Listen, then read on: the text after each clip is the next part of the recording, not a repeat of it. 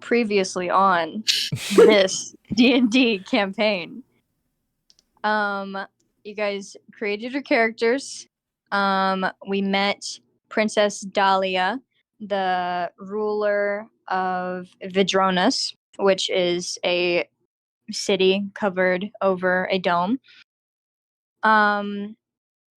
You received letters and were tasked with helping the princess basically gauge her approval ratings. It's a public appearance committee, and you're meant to survey citizens and see what the public opinion is.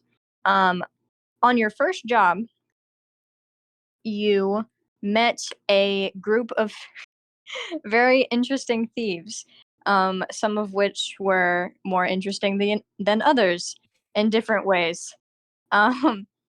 So now, it has been about 2 weeks since you have started working with the princess. After more surveying the citizens with no real interruption, just kind of you've gotten good at asking the questions that provide you with the information you want to hear. And you give all the information to Mina, who gives it to B4, Dahlia's assistant robot. And you find that only about 40% of the population has a positive opinion on Dahlia. The remaining 60% leans neutral to negative. And while it isn't awful, it is not the ideal point in which the monarchy wants to be. The goal is about 80% like positive perception, and that just isn't happening right now. So it's been about 2 weeks since you started working. It's really just a few hours a day. The remaining period of time you guys are in the castle, in the palace. You are fed and funded, so you don't need to have any job. So what do you guys think your character has been doing for the 2 weeks with basically infinite resources? Let's start with Doc. What do you think Doc has been doing for 2 weeks? He doesn't need to do his job, but you know he's been doing his job. Absolutely. Yeah, he's basically like, oh, a free vacation? Great, I'm going to go back to work. Okay, I'm sure that Dahlia has provided him with unnecessarily expensive medical equipment. Yeah, probably. I actually have a very similar sentiment about Guy. He probably just went back to, like, doing his job because he doesn't know how to not do his job. Mhm. Like, probably that 1 week where he was waiting to get, like, back on the schedule or whatever was probably, like, literally just him twiddling his thumbs. Not catching up on those books that he doesn't know the series of. Yeah, he's tried to start in the middle, but he's got a little lost. Okay. And his samurai friends are obviously very happy to see him. Nice. About every single day for the past 2 weeks, Guy has been walking down to wherever he is assigned, and many samurai will just shout, "God! Oh my god!" Like, it's the guy. Oh my, and I'm sure it was very flattering, but I also think it'd be a little embarrassing. Yeah. Okay. What has Miko been doing for 2 weeks? We've been allowed to like leave castle grounds in our free time, right? Yeah, you're allowed to do whatever. Okay. I think as soon as Miko was able, she just like went straight back to the temple to see her parents and was like, "Hi, um, so let me tell you about what's been going on." And they probably encouraged her to keep doing this work for the princess, so that's why she hasn't left yet. Has she told her family that the princess promises to basically rejuvenate their temple? Um, yeah, I think so. She has very conflicted feelings about it. And she thinks that her family does too, but her dad in particular has been very like um he's like, "Oh, that's great. That's awesome. That sounds wonderful, sweetie. You're doing such a good job." And she's like, yeah. Um, I think they'd have conflicting feelings about it because, like, I don't know. I think in their minds, their temple not getting funding from the community is a sign that the community doesn't want their temple around. And so having like funding from the palace wouldn't change that at its root. So Mm. they're very conflicted about it, but more than just their religion, their temple also represents their family, and their family is something that they really value. So, her dad is still encouraging her to do this work because it means security for the family more than anything. All right. I would like to note that the bonsai that Princess Dahlia has gifted you is growing at a more rapid rate than you expected. Oh God. It has grown. It's nothing crazy, but it's grown a lot, and it is this like almost like fake kind of saturated pink, and it doesn't hurt your eyes, and it is very beautiful, but it does feel a little alien. Like the leaves are pink? The leaves are pink. Oh my, were they always pink? They were a pale pink when you received it, but it's gotten brighter and more saturated Oh my God. in the 2 weeks that it has been growing. Is it just like a game for you to see how like uncomfortable you can make Miko by like just small incremental actions until she cracks? All of your furniture has been moved 2 inches to the left. Oh my God. Yeah, it's very pretty. And you said that, so it's true. And Miko still appreciates it, and she keeps it around, and she likes tending to it.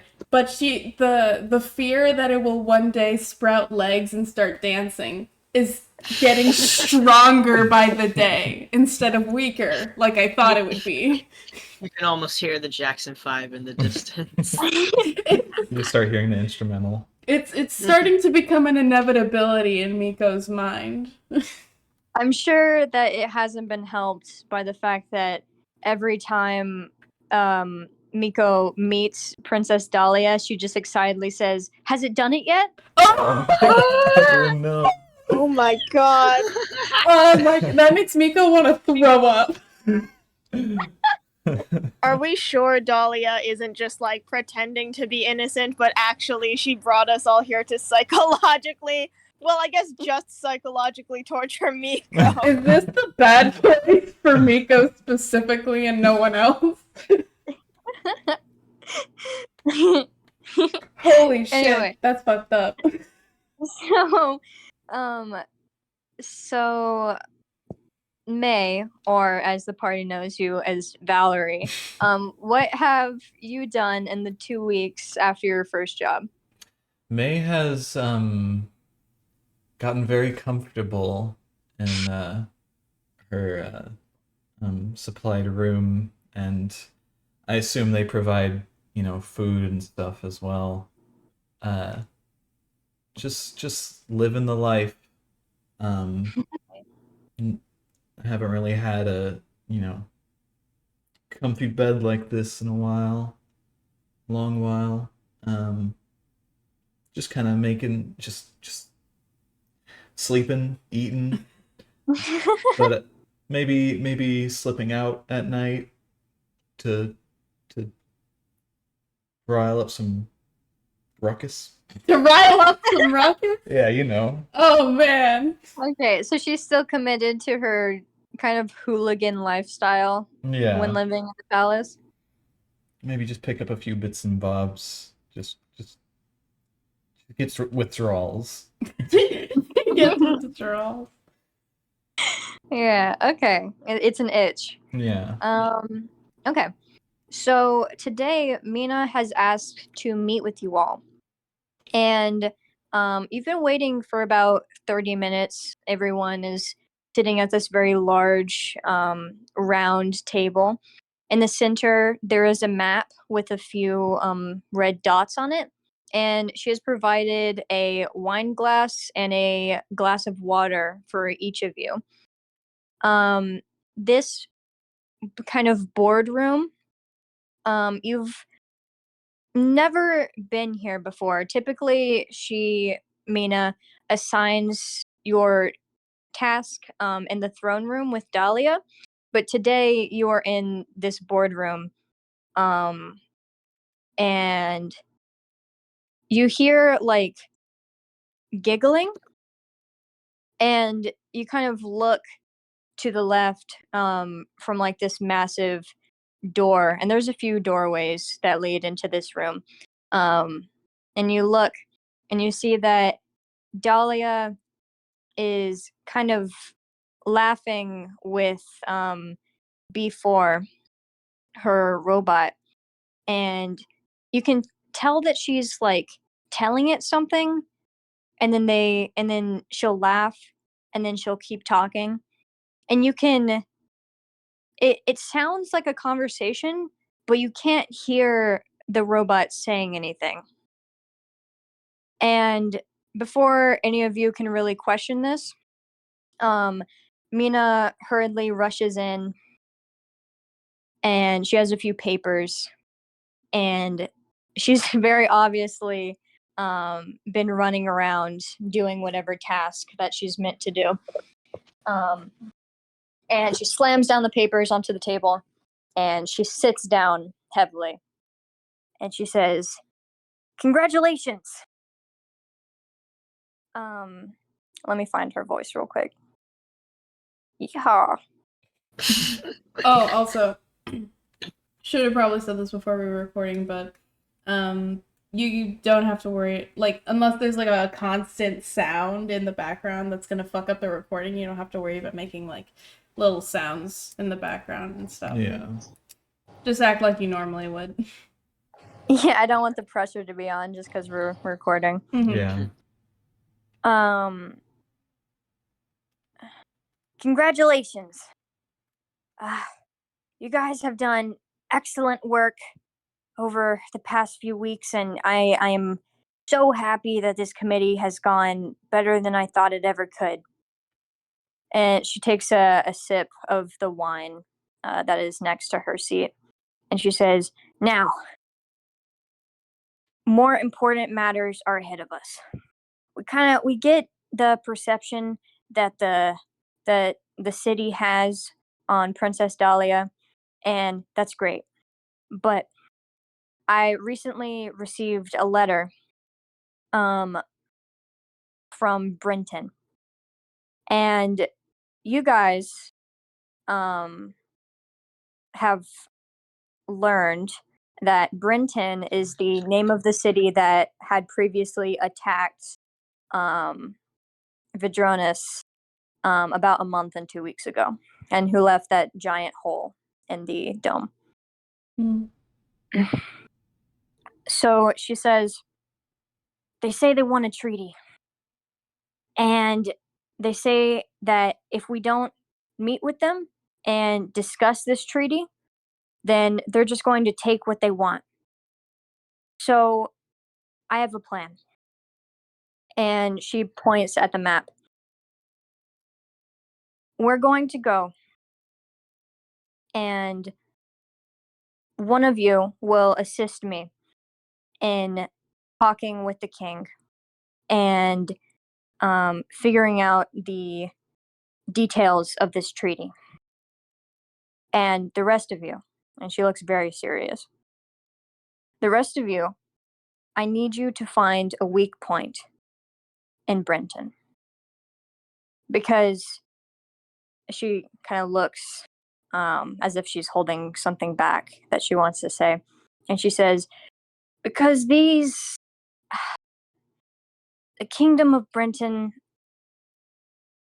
I don't know how much we can trust them, considering our city's past. And if the treaty going doesn't go right, I just want a backup plan.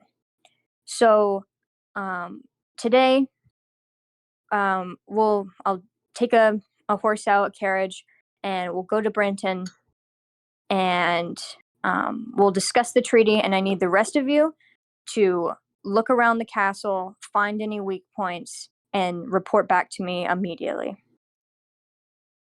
Let me read my notes. She says, oh, and another thing. Princess Dahlia will not be accompanying us to the treaty going for a few reasons. It's not safe. The history between our two cities is not an amicable one. And I expect that if this is a trick of some kind, I suspect that Dahlia would bear the brunt of that. That makes sense. Mm-hmm. So that is all she has to say. Can I ask, in the past 2 weeks, has our party done anything else combat-y since the last time? Everything has gone perfectly normal. It has been a very easygoing 2 weeks. We have literally just been doing survey work.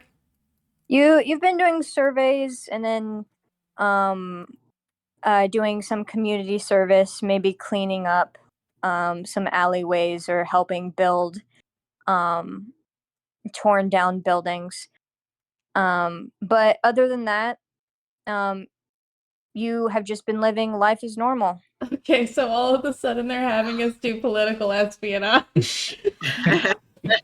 Well, she did say that you might have to do public appearances for other towns as well. I'm gonna. Wow. Okay. Great. Good to know. Okay. So, do you guys have any questions for her? And this is in character as Miko. Yes. Who will be accompanying you to speak with the king? Well, I thought that y'all ought to pick who you think would be the best choice. If one of you is specifically skilled in thievery, I suggest sticking with the investigation crew. But if one of you thinks you can be extra chivalrous, respectful, I think you should come with me to the king. Thievery? Who? I don't. Listen, she's not here to judge us. I'm concerned by the implication that one of us may be skilled in thievery. You have files on all of us. I can assure you that none of us here, and Miko is thinking about herself specifically, are skilled in any sort of thievery. Well, she kind of rubs the back of her helmet. I'm not here to judge. Like life is hard. I'm not saying that any of you have any thievery in your records. It's more of like maybe you haven't gotten caught yet. She regrets saying that. This is a very awkward conversation to be having with the general of the army. Well, I just, you know.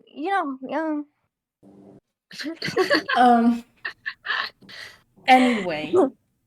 Well, I don't know about any thievery or anything, but I myself, I don't find myself a very diplomatic type of person, so I don't think I should be the one to go and make relations with the king. Well, but Okay. Valerie, in the 2 weeks that I have known you personally, you've been nothing short of wonderful.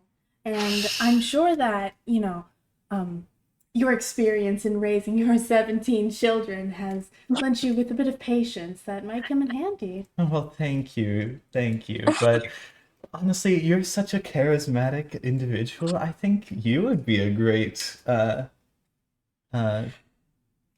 to go instead. Oh no, I could never. I'm just a simple halfling from a shrine that doesn't do shrine work anymore. I really am no one to go before a king. I think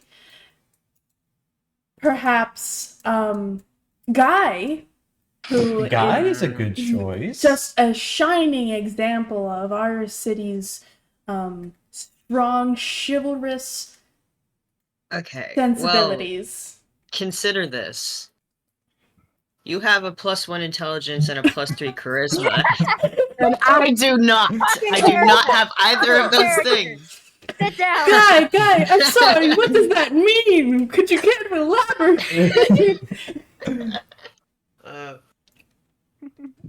I do not have either of those things, just for the record.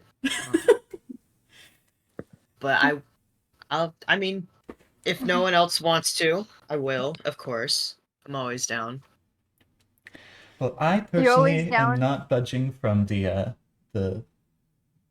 weakness investigation team. Jeez.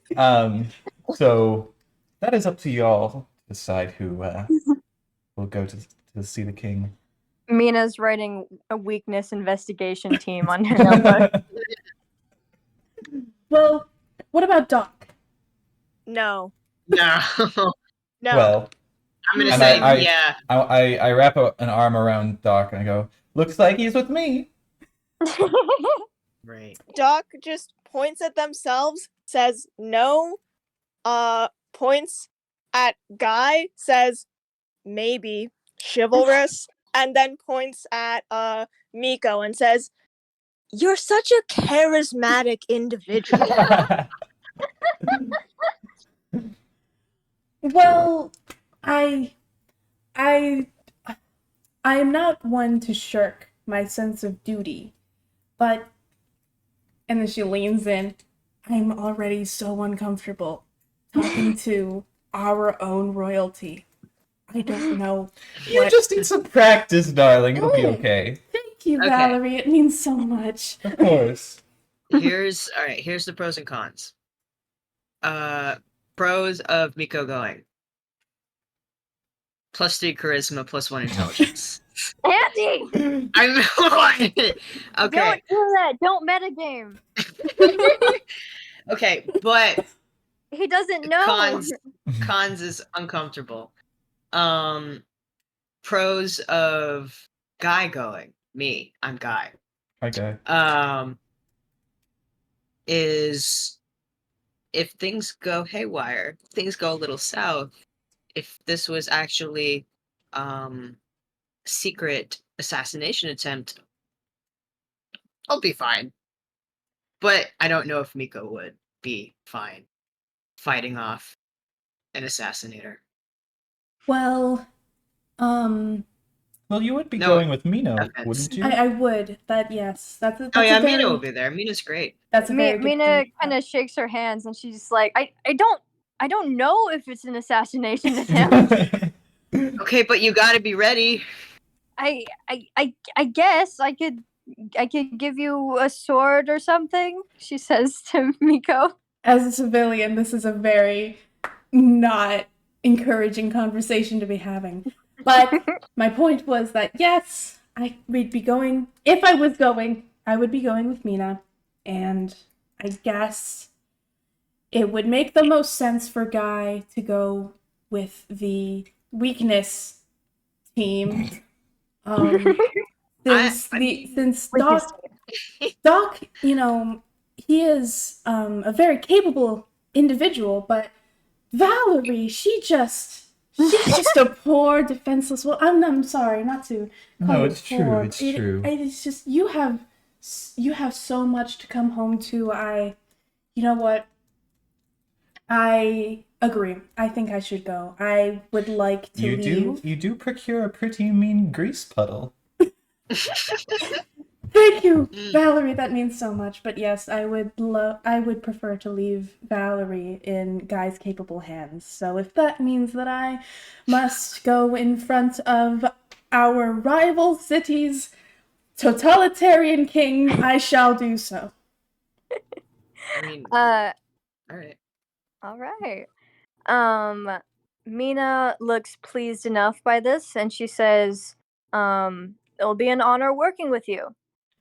And you guys all pack up and set off for Brenton. Do you think, do you bring anything that you don't normally have on your person to this sort of mission? I don't think so, but I want to send a letter home again, just in case. And I think this is a weekly occurrence for Miko, just in case she dies, and this is the last letter she ever sends to her family. Okay. You can quickly scrawl that and give it to B4, and B4 will have that taken care of for you. Would it be worth noting that I can I take like thieves' tools or something? Yeah, if there's something that you think that you reasonably would have, then you are allowed to take it with you. Okay, I think in D&D it's just thieves' tools. I think is what it's referred to as. Just like lockpicking stuff. Yeah. All right. Okay, lockpicking stuff like that. Mm-hmm. Oh wait. Okay. There is also a list of things that is included in it. A small file, a set of lockpicks, a small mirror mounted on a metal handle. I don't know why. Like the thing dentists have? Oh, okay. I was just imagining it just a hand mirror. A set of narrow... For when you put on your thievery makeup. Yeah. A set of narrow-bladed scissors and a pair of pliers. That sounds like thieves' tools, baby. Yeah. Okay. This, out of character, this truly is the story of Miko is uncomfortable. Yeah. I can't believe it. I really thought that Miko would get a fucking break. No. Guy would have been fine doing this mission, but I thought it would be funnier if it was Miko. God. I also thought it would be funny if it was Miko. Well, I hope you're all laughing. I was thinking it would be funny, but I was also thinking that, like, Guy is the only, melee person, really. So that would be, like, if we're gonna have a talk to people team with one of the samurai, the other samurai should probably be in the we're going to sneak around and possibly get caught by the police or something. Yeah. And I had the same thought, which is why I put Valerie in Guy's capable hands. Yeah. I was looking at that +3 charisma. Also, sorry, Charlie, but I just roped Valerie into a very relationship with Miko where we're just so close, you know? We got just so close in those 2 weeks. We just can relate to each other in a lot of ways, you know. Over those last 2 weeks, we found a lot of common ground. Sure. Sure. Okay. So Brenton is a little ways away, but it's not more than an hour or two by by horse and cart, basically. Let me look at my notes real quick. Wait, you said an hour by horse and cart? Yeah. Damn. That's very close. Yeah, they are very close. They are the neighboring city. I'm so used to D&D being like, you travel for a day Yeah, a whole day. to get to the next city. Maybe they're like cyberpunk horses and cyberpunk carts. Yeah. Cyberpunk, I'm sure that steampunk. yeah, the horses have wheels actually. The Great. horses have wheels and the carts have legs. And the cart's They don't even Yeah. get tired. Yeah. By horses, Okay. actually, we just meant horsepower. They're cars. Wow. And keep in mind, even though this isn't traditional D&D, you are allowed to do like perception checks and like see if you know something. Because I do know the like lore of this place. So if you want to be like, I rolled to see if I know, basically, you can do that. Okay. So is it just us three in the cart? Or is there a Everyone in the party and Mina is there. Oh, okay. Oh, right, because we're all going to the same Yeah, we city. haven't separated yet. Okay. Can't believe you're splitting the party. Hope you're ready. I rock my own jams. Okay. So the city of Brenton is much different than Vadronis, and you know this immediately. Well, for one, there is no giant dome over the city. And it also isn't built into rings. It is kind of just your traditional sort of city. The kind of architecture is a lot sharper and kind of medieval looking. There are a lot of spikes on people's roofs. There is a kind of smog that is in the sky. As you travel through the gate, and Mina shows the guards some sort of ID card or like letter, you notice that all of the guards are rock golems. And as you travel on horse and cart through the city into the castle, you can see lines of these guards kind of marching throughout the channels of the town. It's also a lot smaller than Vadronis, but its power is very, very clear.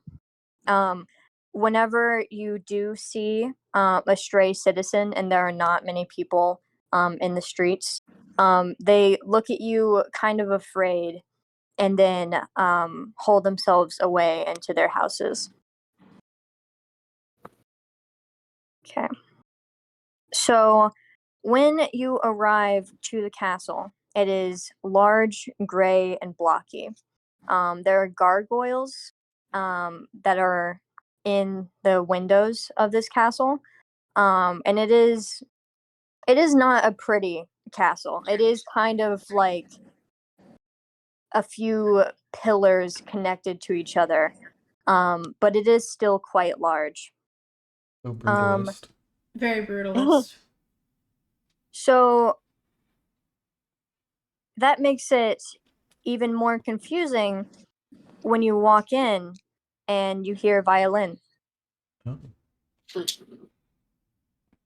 The inside of the castle is the walls are white, and the floor is kind of like this marble, and there is a red carpet that travels down the middle of it. And there are these expensive looking picture frames on both sides of this kind of thin entrance corridor.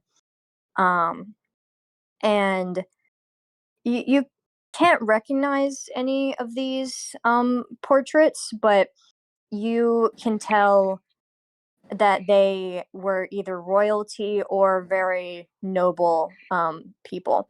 A lot of paintings are here. And you see that there are violinists and people playing piano or people playing cello just kind of scattered around. So you never really stop hearing this like peaceful music. And surprisingly, you don't see any of the golem guards that you have been seeing so frequently before. Mina turns to the group and says, "All right, this is where we split. Keep your guard up." And she takes, she looks at Miko and she says, "Ready to go?" No, but I will. She laughs and she says, "I like your enthusiasm." And she leads you down a very thin kind of hallway. So I would like to start with the thief group first. The weakness team. The weakness team. I would like to start with the weakness team. So the castle is kind of comprised of many like very thin hallways. So is there anything specifically you would like to try to look for or kind of investigate?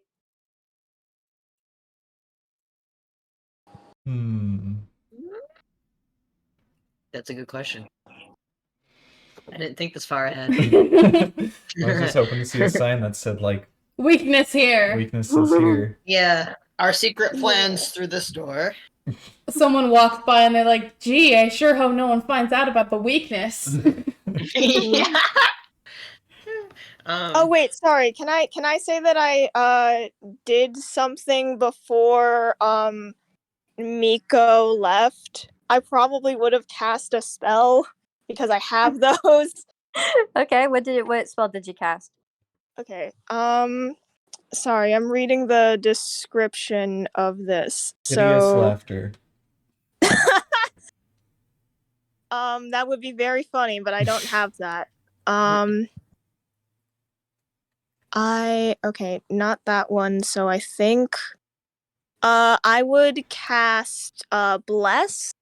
You bless up to 3 creatures of your choice within range whenever a target makes an attack roll or a saving throw. The target can roll a d4 and add the number.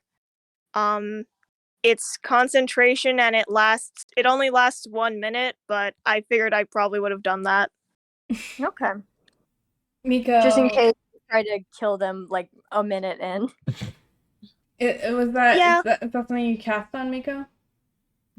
Yeah, it says up to 3. It says up to 3 people, so probably just Miko, Guy, and Valerie. All right. All right. Yeah. That's very sweet of you, Doc. Hopefully, if we do get into trouble, it's only within a minute. Yeah. Mm-hmm. All right. Okay. So do you have any direct like room that you're looking for, or are you just kind of mindlessly wandering the castle at this point?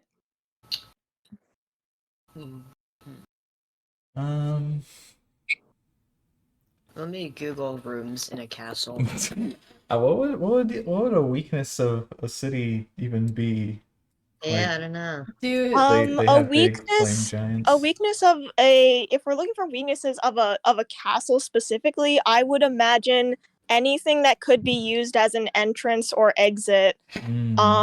Any secret passageways if they're like that paranoid about it.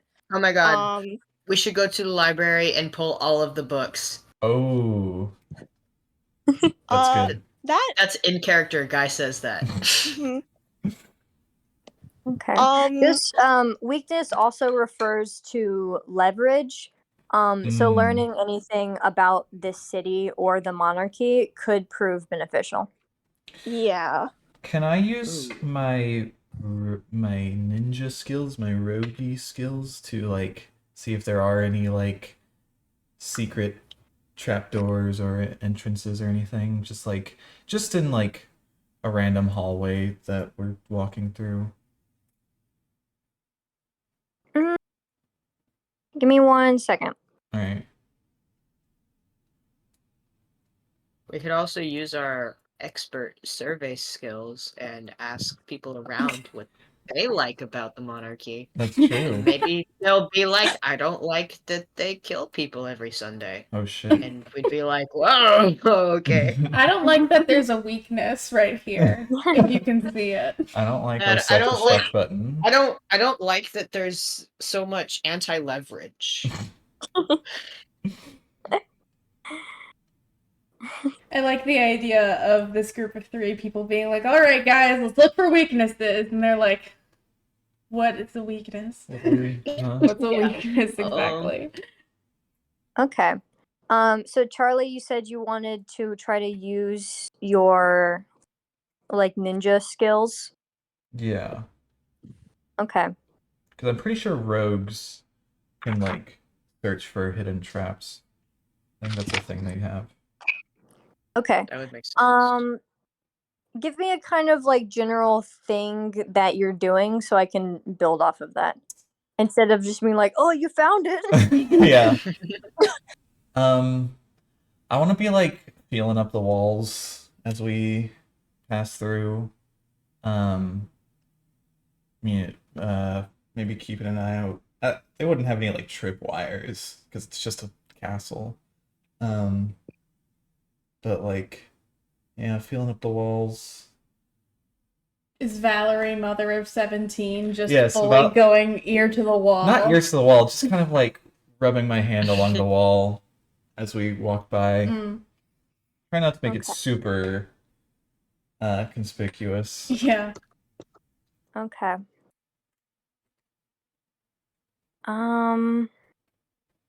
Maybe there's a hidden button or a hidden door or something. Miss Winklebottom. Miss Winklebottom. That's Miss Winklebottom to you. Okay. Roll a d20 and add +1. All right. 14. Okay. So 15 or is it 14? It's 14. Okay. You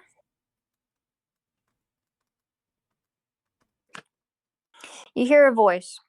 Oh? When you put your ear to the wall, you hear a kind of like frail and scared voice that sounds a lot closer than it should be. And she's saying, "How could he do this?" Are they keeping people in the walls? There's people in the wall. Ugh. And so that is what you heard. Hey, I heard someone in the walls over here. And I want to try to like do a more thorough investigation of the wall. From where I'm hearing the voice. Okay. Do another 20. Am I adding one again? Yes. 13. 13. Okay. Yep. What you gain from that is that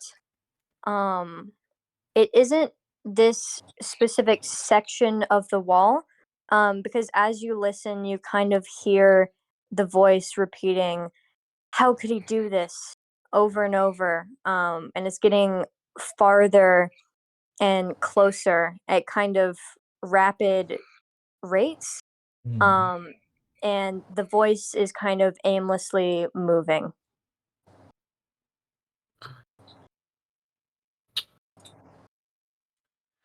Does it like sound like it's on the other side of the wall, or is it just like It sounds okay. It sounds like it is right next to you. mm. Can And someone then detect magic? Oh yeah.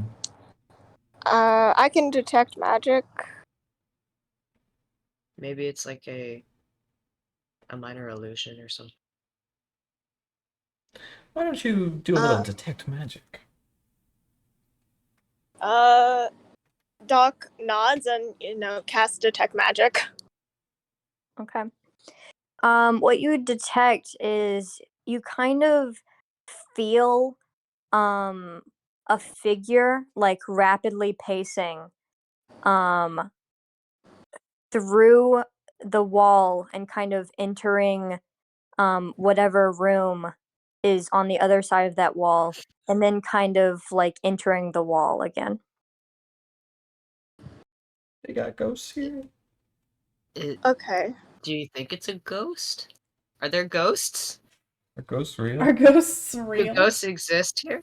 Well, actually, that's Are a good ghosts point to magic? bring up because also that's also a good point. But it's a good point because there's a lot of superstition in the town. So, like, would your character believe in ghosts? Is your character superstitious or not? Yeah. You know? Hey, Haley, I'm a doctor and I perform autopsies on people. Can I do an intelligence roll to see if ghosts are real? Okay, I cannot tell you if ghosts are real because it is so wildly.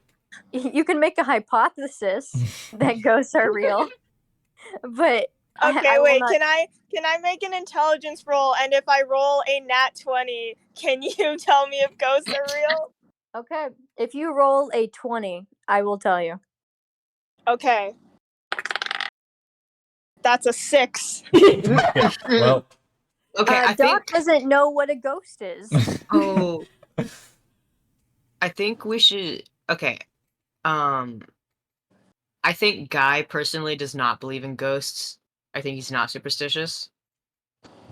What about y'all? well, okay. Does detect magic like show people like other people the magic, or is it just viewed by? You sense the presence of magic within 30 feet of you. You can if you can use your action to see a faint aura around any visible creature or object in the area that bears magic, and you learn its school of magic. What school of magic is it? Well, it's not Oh, a school visible, of is it? magic. Huh? It's not visible through the wall. Oh, that's a You good point. Well, you it's can coming just in and out of the wall. Well, you can't see it. Huh? you can kind of just like feel it. You can't see anything. Okay. Yes, I can sense it through the wall, but it is within 30 feet, so if there's anything else magic in the area.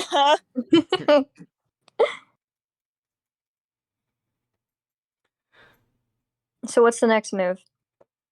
Did anyone bring a Ouija board or? Are there like there's like other doors leading into other rooms like in this wall, right? Because there are many hallways, if you kind of just explore long enough, you can enter any room. Okay. I kind of want to try entering the door that's like closest to the area where we hear this. Okay. I follow. Okay. So Also do that. so after you hear this voice in the wall, you turn the nearest corner and you see a bright red door. Hmm. Is it just a single door, like a very like fancy double door, or? It is a single red door and it says employees only on it. Oh. Is it locked? It is. Not a problem. Actually, we don't know that. This is a problem. What do you think, Valerie?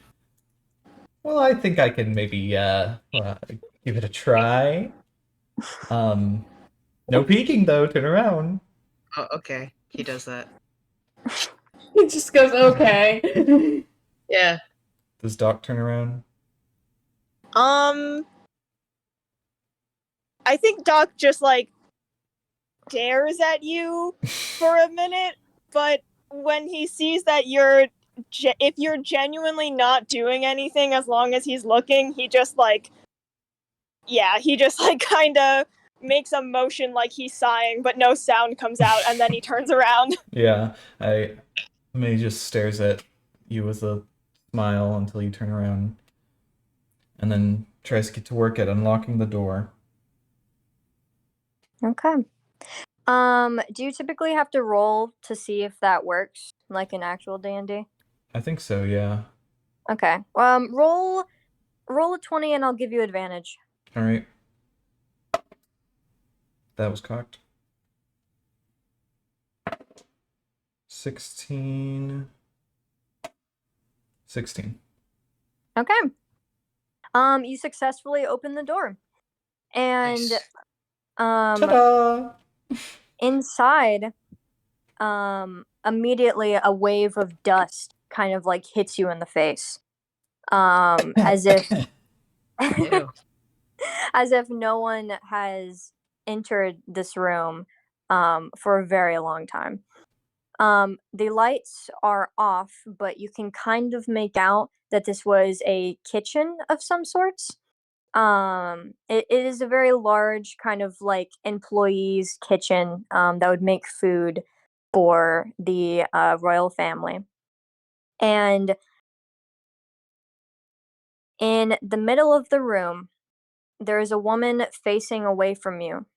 Oh. She is wearing a very modest, kind of like servant, like almost maid looking dress. And she has a slick back bun, of blonde hair, and she is crying. Oh no. Ma'am, are you all right? How could he? Who? How could he? To his own mother. Oh, yes, I know. It was awful. Tell me more. How could he? How could he do what exactly? She continues repeating this and walks forward and disappears. Oh, Ghost like over Oh, like through a wall or just poofs out? She disappears through a wall. Okay. shoot. I was gonna cast Divine Sense because I just remembered I have that, which is supposed to let you know the location of any celestial fiend or undead within 60 feet of you. And then I can apparently register if they're very, very good or very, very evil or something.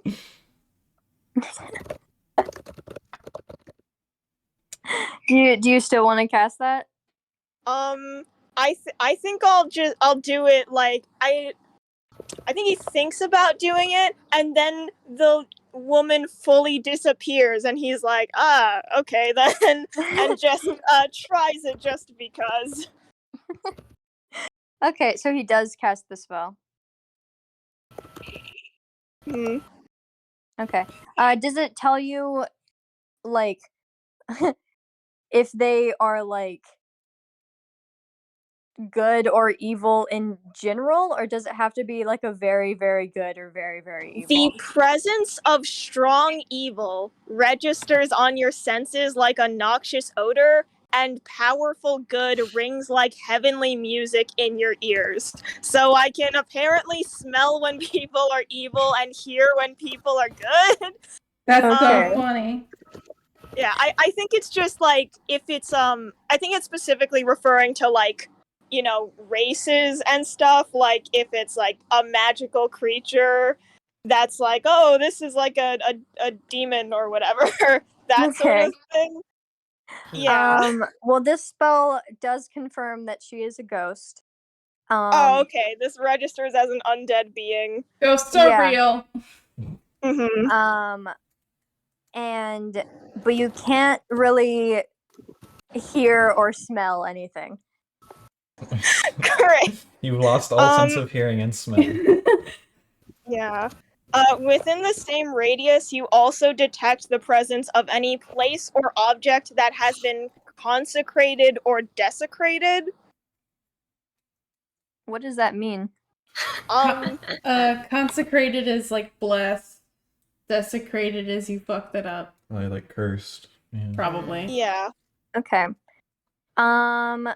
You can sense in one of the kitchen drawers that there is something that has been blessed. Oh shit. Okay.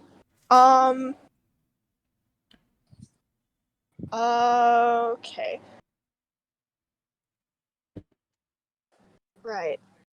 I'm trying to think of how Doc would communicate this, because I think they genuinely could, just because of how superstitious people are in the city, and how many of them keep being like, oh, I need to see a doctor because I stepped underneath a ladder today.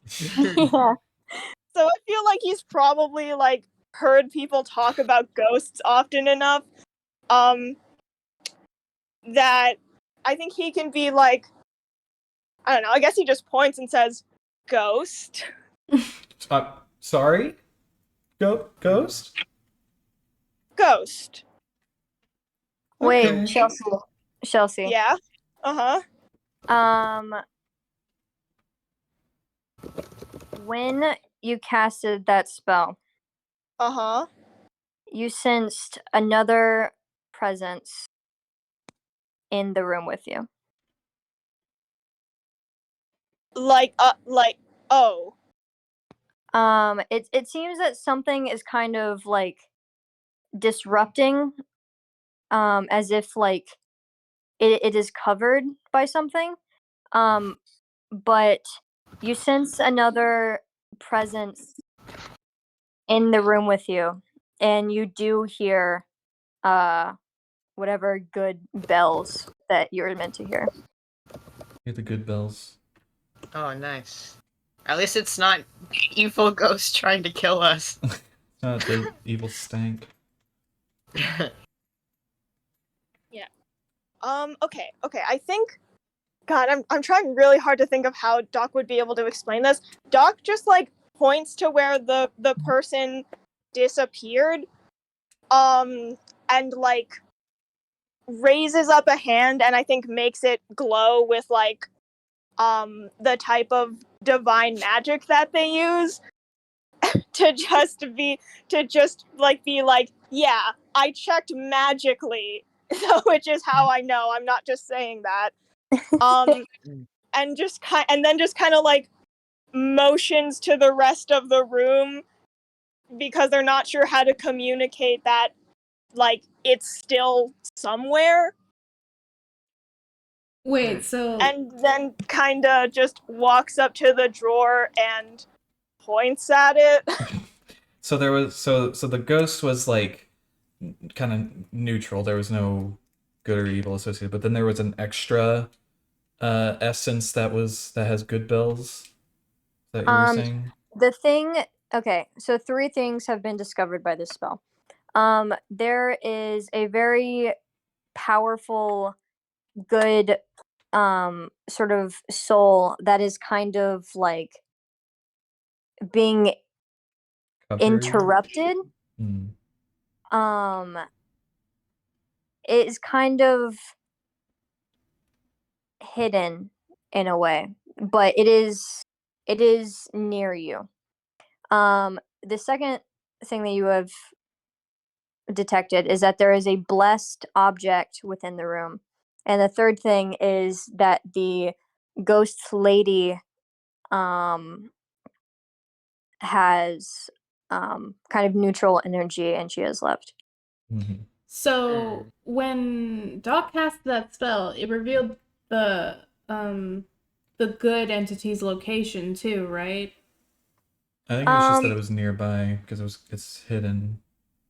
It is hidden, Okay. but you can tell that it's nearby. Okay. All right.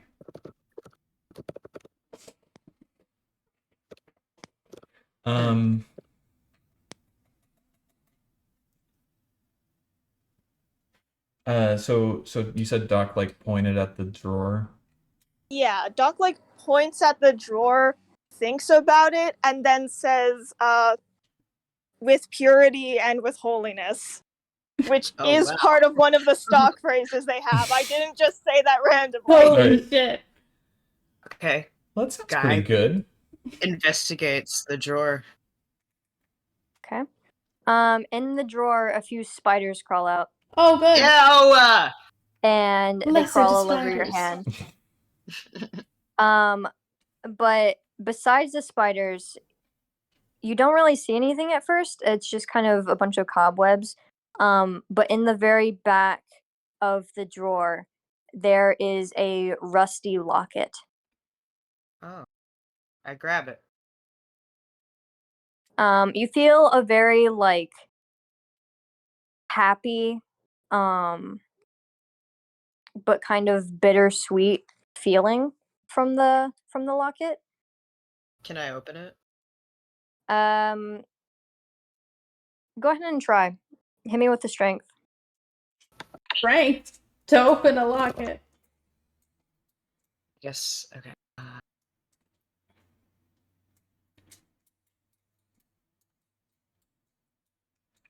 That's a 18.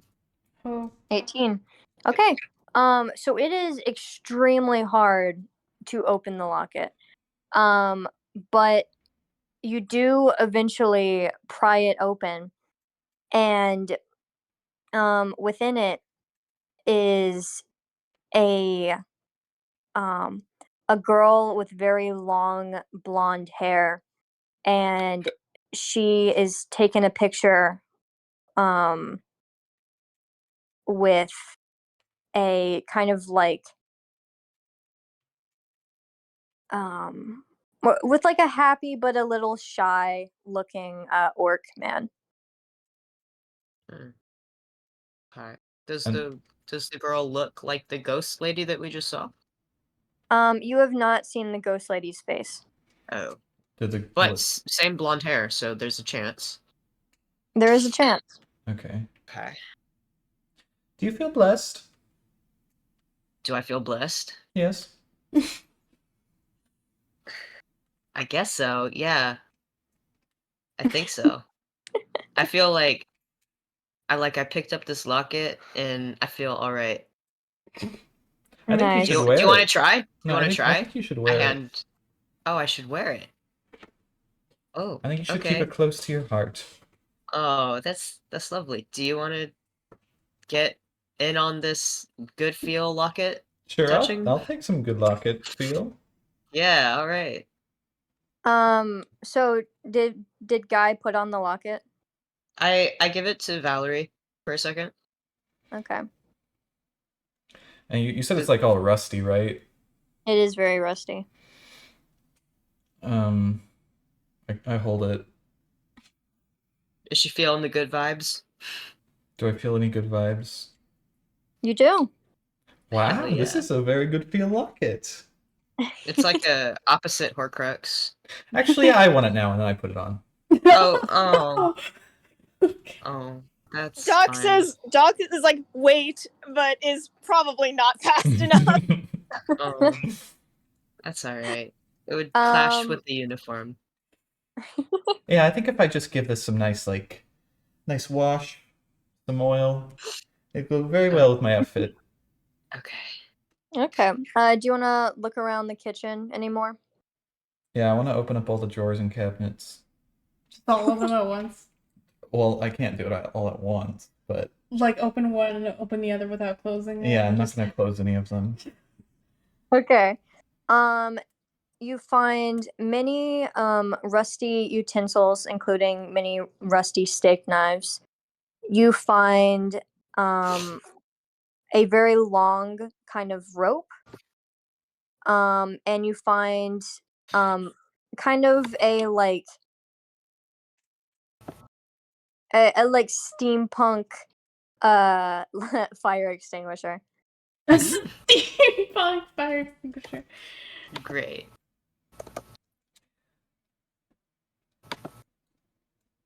Okay, so but like nothing too useful then, huh? guess there's Um, rope. you can take any of it. Would anyone like some rope? I mean, sure. There you I'm go. kind of good on like weapons and supplies and stuff, but like a rope. Are there any like cookie jars or like plates or anything? Oh my god, is there cookies? There's an awful rotting smell Oh no. Oh, from the dishwasher. Oh. Something evil in there. hey, hey, Unwashed dishes. hey, Doc, do you dare me to open the dishwasher? Sorry, what? Can you repeat that? Do you dare me to open the dishwasher? No. I open it Weakness anyway. team? Maybe there's a weakness in the dishwasher. Is that true? Yes. I don't think it is. I don't think we have to open the dishwasher. I think we can move on. I open the dishwasher. No. I think we can move on. You open the dishwasher. Is there Do you anything open the inside? dishwasher? Yeah. You take 2 damage. Oh, Oh god. ow. You faint for about a second, Great. and there's just so much rotting food in that dishwasher. They don't rinse their dishes? That's disgusting. Whew. Yeah, that was not a good idea. All right, we're leaving. Okay. I walk out. Okay. So is all of y'all done with the kitchen? Yeah. Is there a fridge? Oh my god. You smell a horrible smell coming from the fridge. I grab Leave this place. I grab Valerie by the wrist and I walk out. You I- can I grab strength Valerie by the other wrist. Yeah. You can strength contest both of us, but I don't think it'll happen. I won't contest. Okay. So I'd like to give the weakness team a break and move to Mina and Miko. Mina and Miko, 2 M's head to head. 2 syllables. 2 M's, 2 syllables. Only I- one will leave the ring. Team Eminem. Oh. True. So Miko and Mina are walking side by side down this very kind of droning hallway. You still can hear violinists and cellos and pianos basically wherever you go. Oh, sorry. I want to say, I talked to Andy about my character's design a little bit, and I decided that she had like her long, Shrine Maiden uniform sleeves like tied up around her like elbows most of the time. Oh. I want to undo that tie right now and have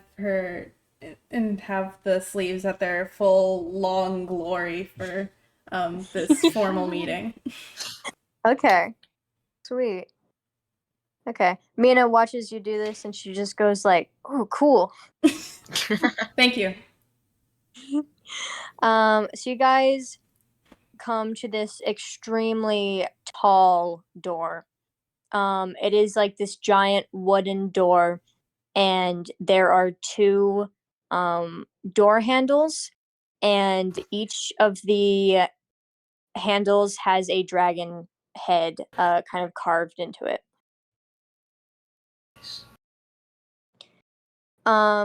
So Mina looks at you and she looks at the door and she says,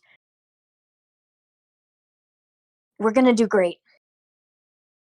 You can let me do most of the talking, but having a representative from the city always smooth these meetings over. He'll behave with you there."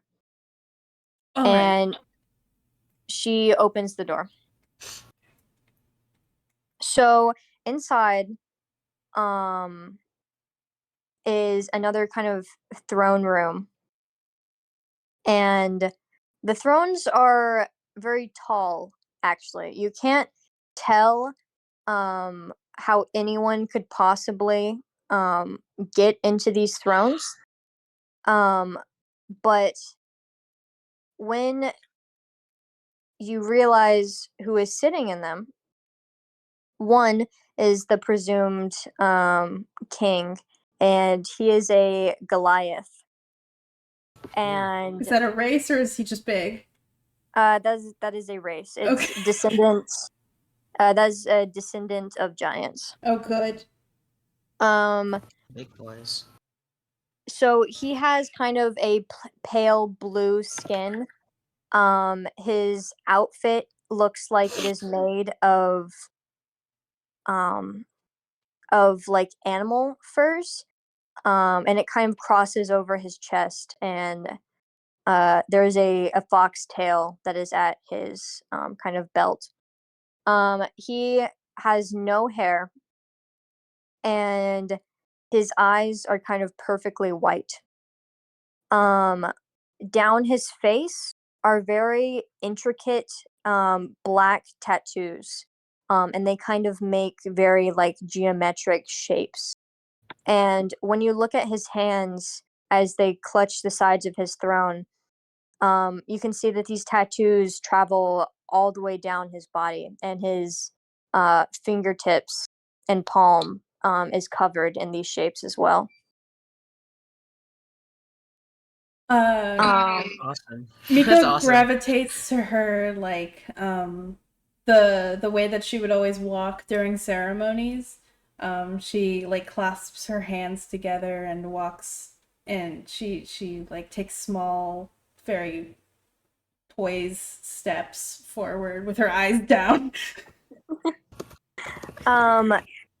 Noticing now, next to the throne is a much smaller throne, and there is a kind of small woman, and she's wearing an opaque white veil that is obscuring her face, and she is wearing a very long white dress and white gloves, and she is sitting next to him. Okay. So Mina kind of walks up to these two figures and kneels, and Miko kneels. she says,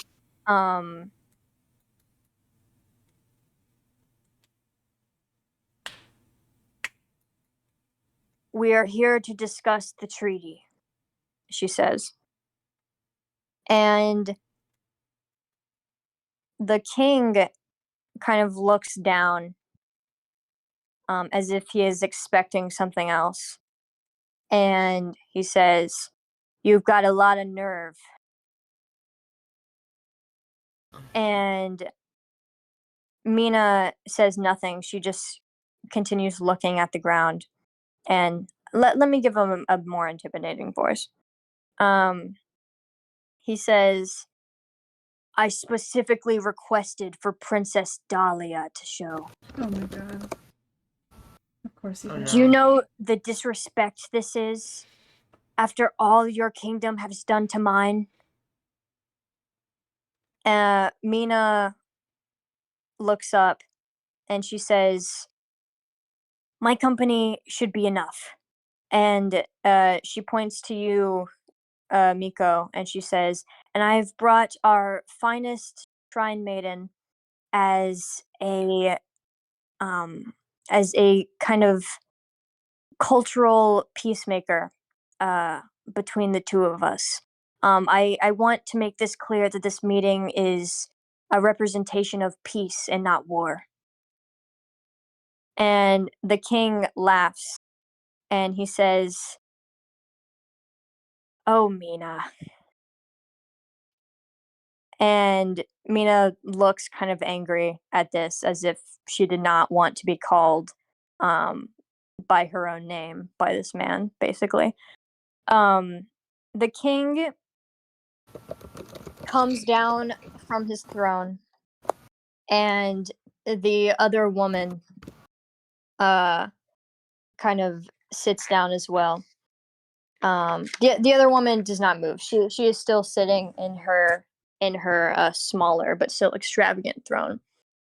And the king kind of points to one of his guards, one of the golems, who is holding a plate of burnt looking cookies. And he says, honored shrine maiden, would you like one?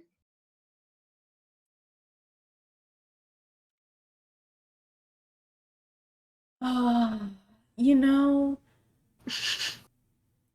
I would love one, but I shouldn't.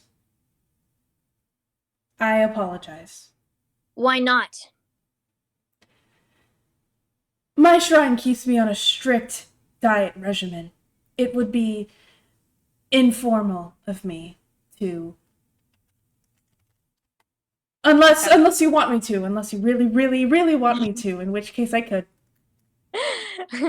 Okay. Roll for charisma.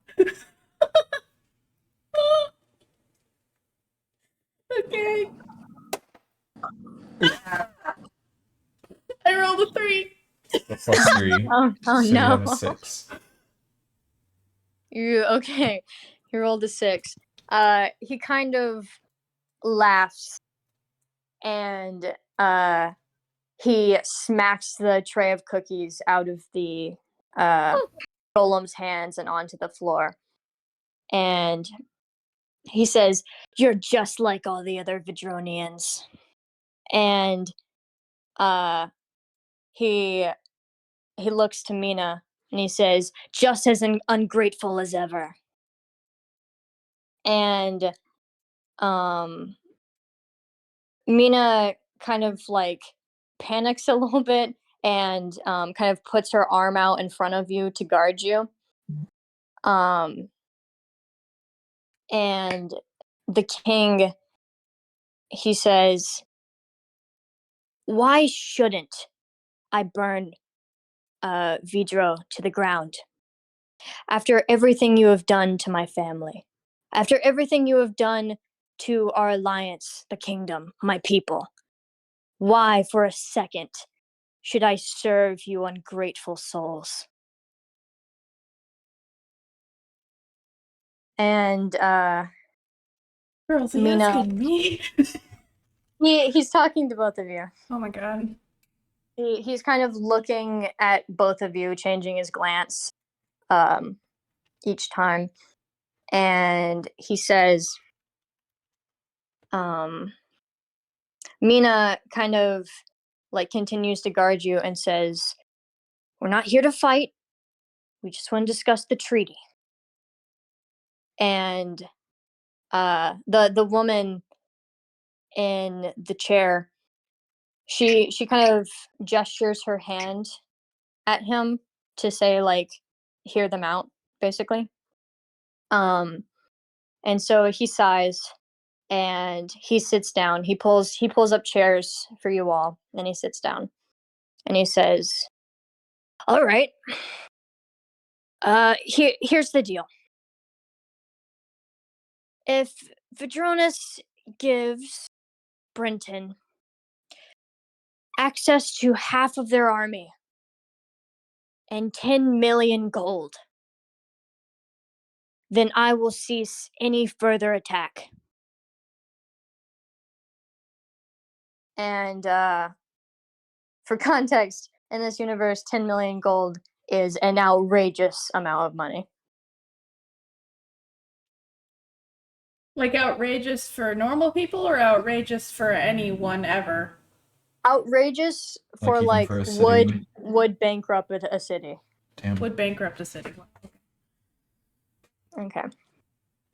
Mina starts to talk, and he says, "I've heard enough out of you."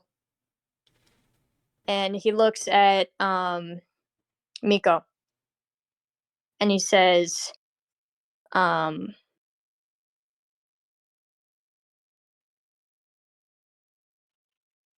"You're a commoner. You talk to me. wouldn't you prefer that your royals give me what I want rather than leveling your whole city to the ground?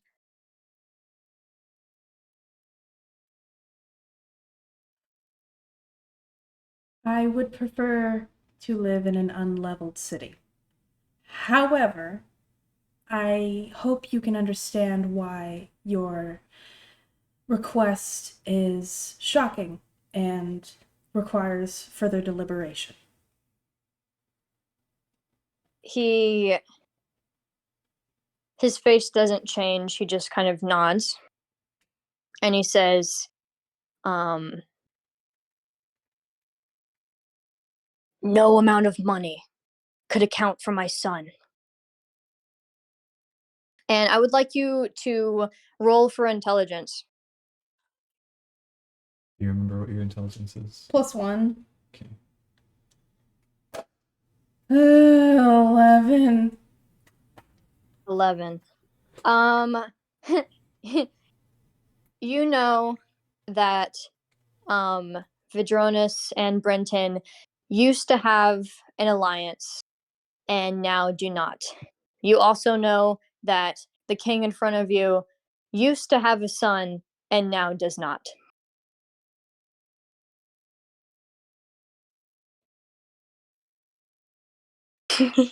Okay, I'm supposed to say something now? Mina says,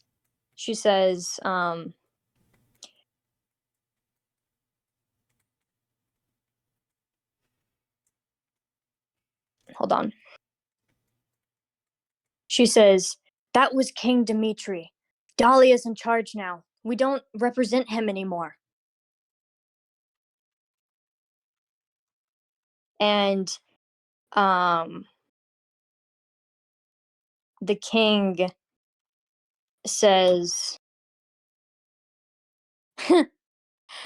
yeah, you would think that.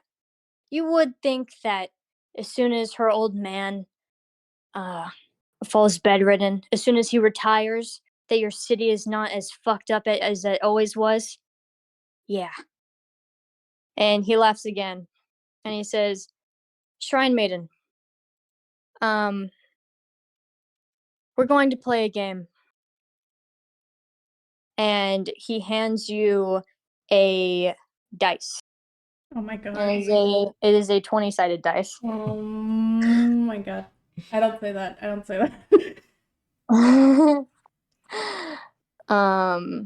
Haley literally saying, we're going to play a game. So let me write something down real quick. If you don't level your city to the grounds, I will pour molten lava on top of your shrine. Oh my god. And then we'll take your best friend and 2 other strangers and dangle them above the molten lava. And you have to choose who you want to dip in the lava. Okay. So he explains to you that the game he wants to play is extremely simple. It's one you can play while you talk. And the game is you're basically both going to roll a dice, and whoever gets the higher number wins. And whoever wins 10 times first will win. And he says, if you win, I will be more, I will hear you out on more reasonable terms. So before that, I would like to switch back over. God.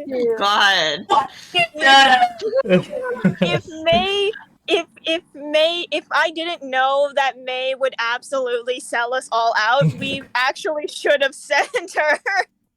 Let me see everyone's stats again.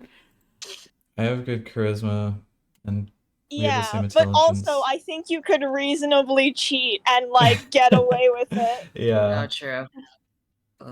I don't know. Hey, do you think rolling dice 10 times counts as a attack or saving throw? I hate being the most diplomatic person in the party.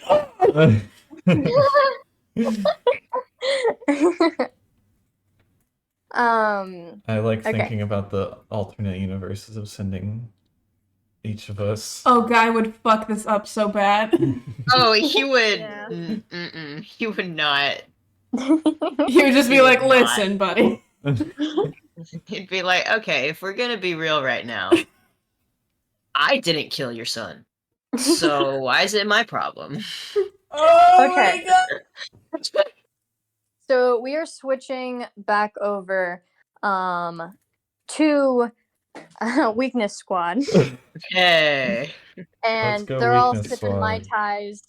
Oh, let's and go. I love my time. I wish I was You talking to actually- ghosts. You all found Mai Tais in the private bar. Oh, let's go. So now you have that with you. That's awesome. So you have been wandering the halls for quite a while now, and you're surprised at how many just empty rooms there are.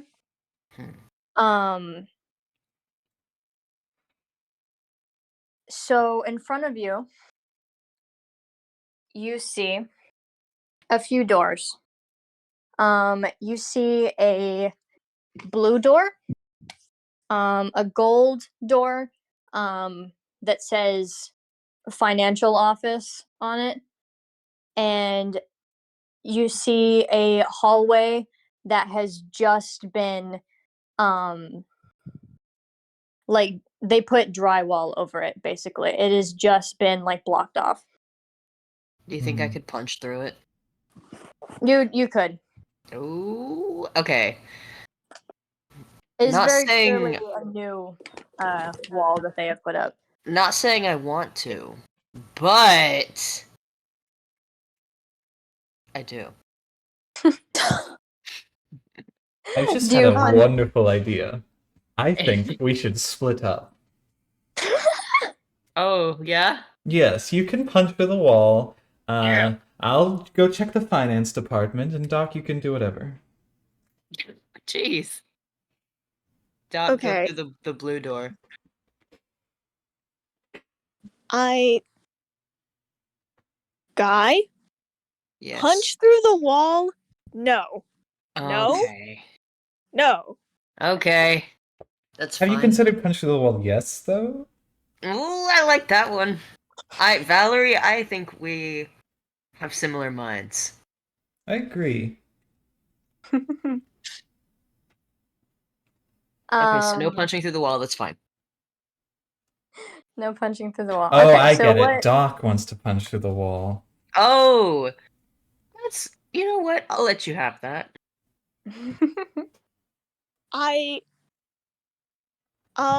You know what? Doc is like trying to think of something to say in response to this and just can't. So they just turn around and try to use their cane to bust through the wall, I guess. Wait, you tried to break through the wall? Sure. Sorry, I I thought start- that like a bit was happening, so I was like, LOL. Okay. I start jumping up Only and just down hit giddily. the wall once. Okay.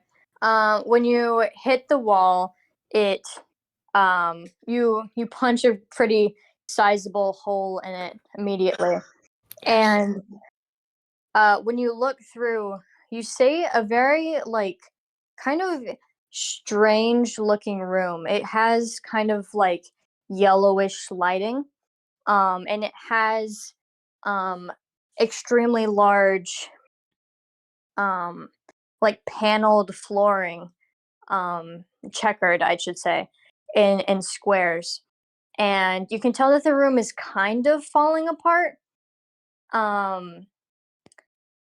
But at the very end of the room, you see the blonde ghost.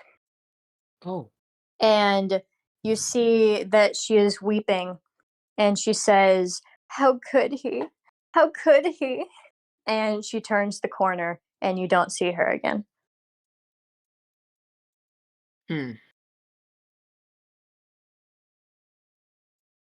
Damn.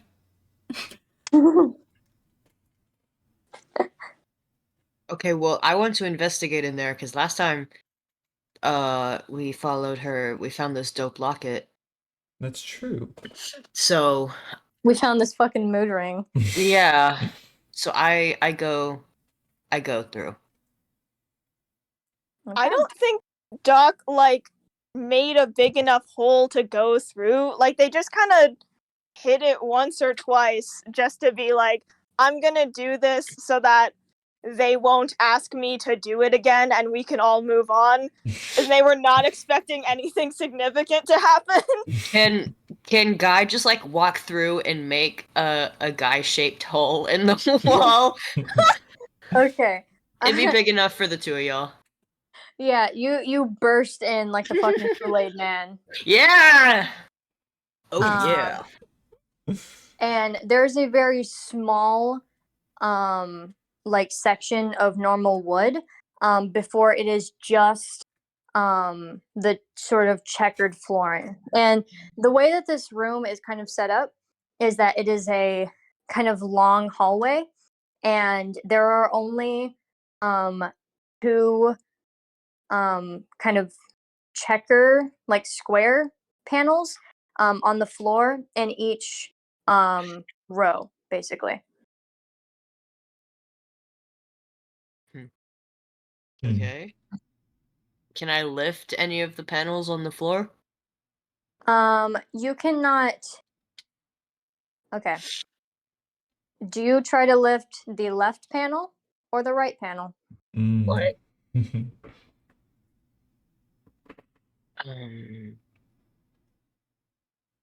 Cast a vote.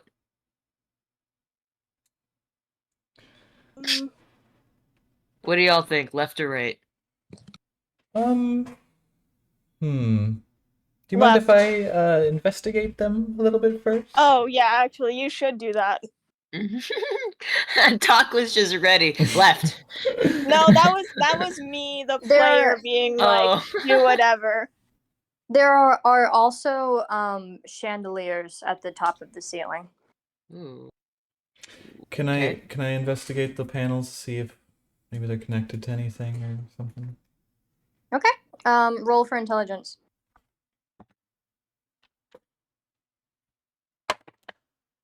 14.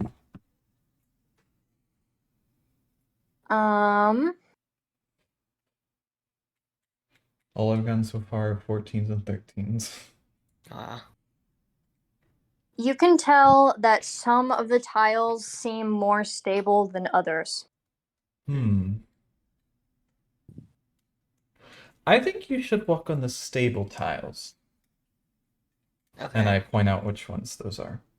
Okay. You do not know. You can just kind of tell that some of them are built better, but I wouldn't say that you can tell the quality of every single tile. Okay. Like Jenga.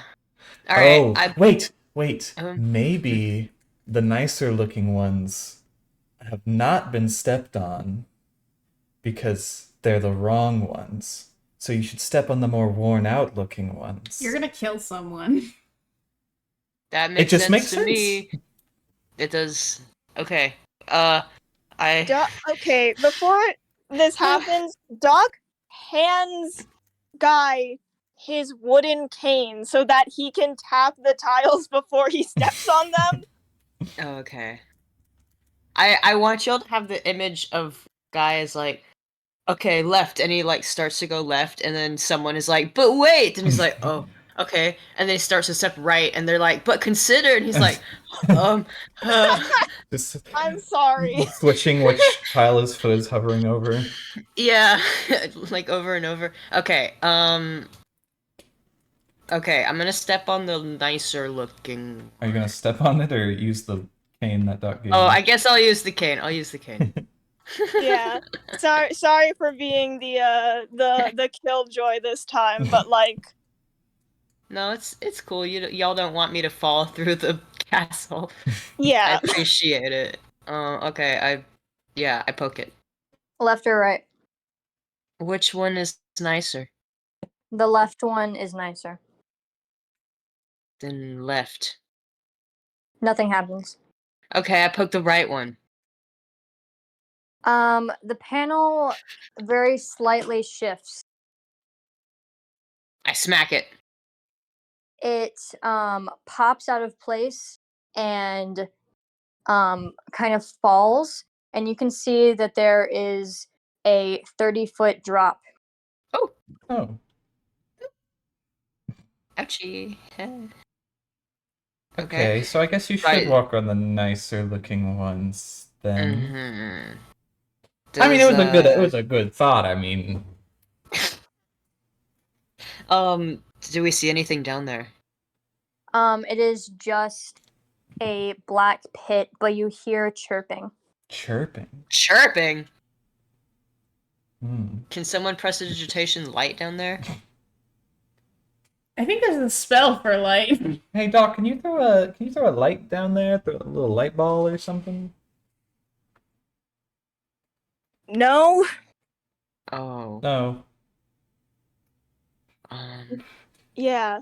Guys, I'm a paladin. That means I only have like half the amount of spells. Damn, you don't even have like dancing lights? No prestidigitation? Damn. No. Wait, we're No. only supposed to have spells for our classes. Yeah. Yeah. Oh, Oh, you've just been using all Uh-oh. spells? maybe.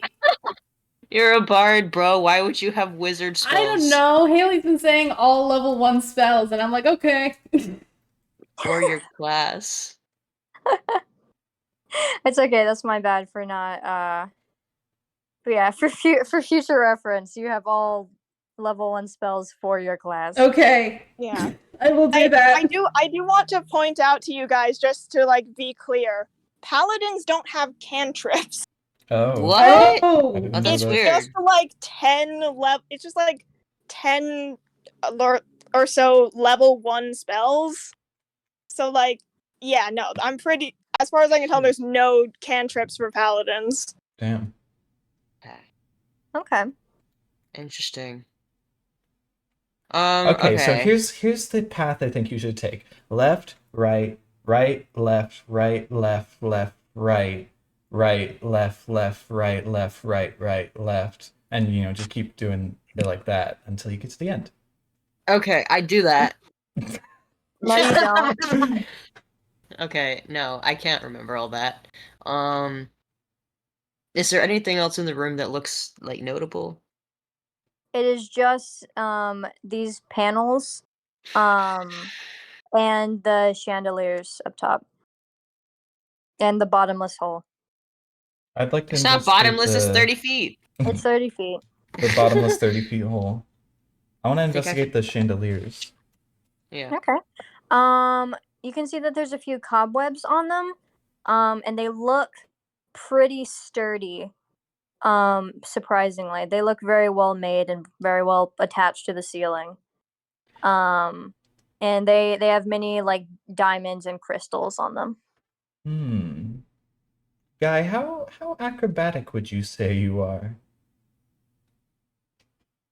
Are you joking? You do have a rope. Oh, did I we- do have a rope. Did we take the rope? Yes, Oh you yeah, did. yeah, you Yeah, I took the rope. took it. That's true. I would say not very. How acrobatic would you say you are? I could probably like chuck you up there if you need, or like hold you up above my head. I'm pretty tall and strong. I'm just a Not I'm just a simple little Why? lady mother, I don't know. Doc asks why. Yeah. Well, she's looking at the chandelier. Maybe she wants to, do something with it. I don't know, I'm just thinking maybe one of us could swing from chandelier to chandelier to avoid all this Oh. tile nonsense. Like Sia. Like Sia. Like fantasy Sia. It is important to note that there are only 10 tiles in the room. Or like 10 rows of 2 tiles. Okay. I mean, Yeah. do we have any other purpose of being in here? I mean, they patched the wall up. They got booby traps. There's got to be some good info in the over there, right? Yeah. Hey, Valerie, do you want me to just like throw you to the other side of the room? You'll land on your feet, right? Yeah. I'm gonna say that it's a pretty long room. Oh, okay. Well, you said there's Doc? only 10 rows. Doc There's 10 grabs rows. his cane back from Guy and just starts tapping on all of the tiles to make sure that they stay. Okay. So left or right? Like aside from the first one that we did? Yes. Okay, It's gotta be right. right. It falls into the pit. Shit. Okay, left. I'm assuming that you're onto the same row. Yeah. Okay, nothing happens. Okay.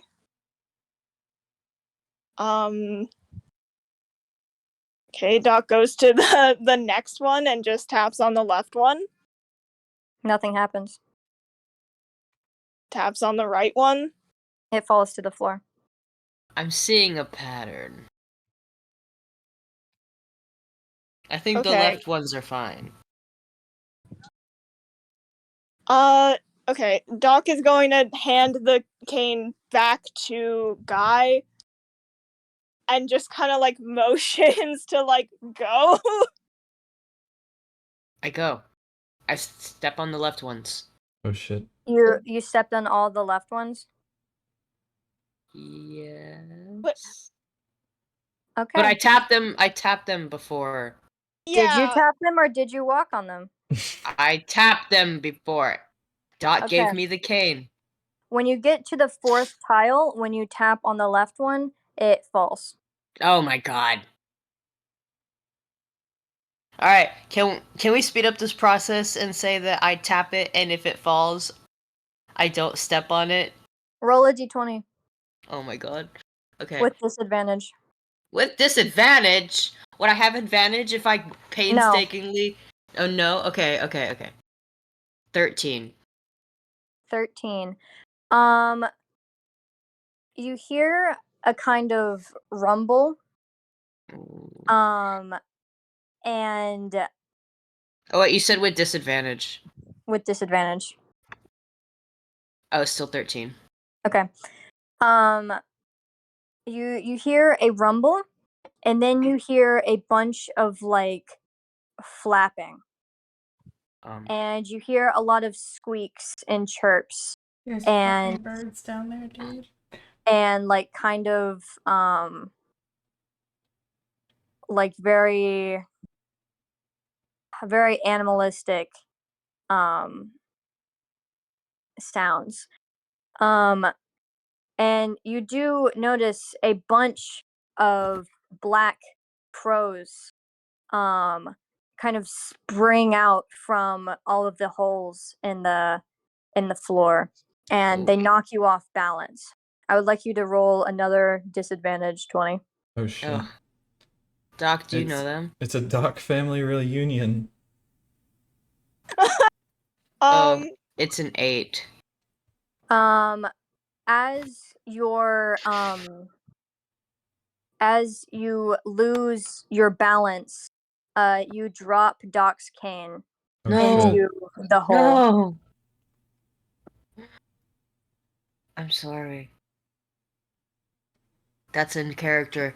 Are the crows like attacking us or anything, or?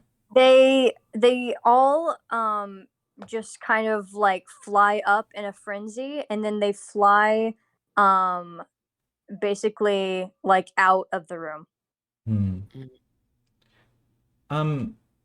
You dropped something. Mm-hmm. I'm sorry. I lean over to Doc and I go, yeah, he's always fucking up. No, no. And Doc just like waves like a hand like in front of him, like it's fine. It is not Um, fine for Guy. Guy's very upset. I'm going to say that you have 2 more rows of tiles in front of you.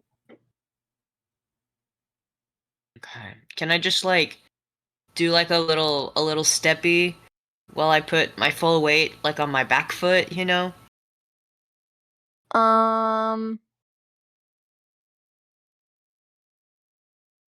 You can roll with advantage if you do that.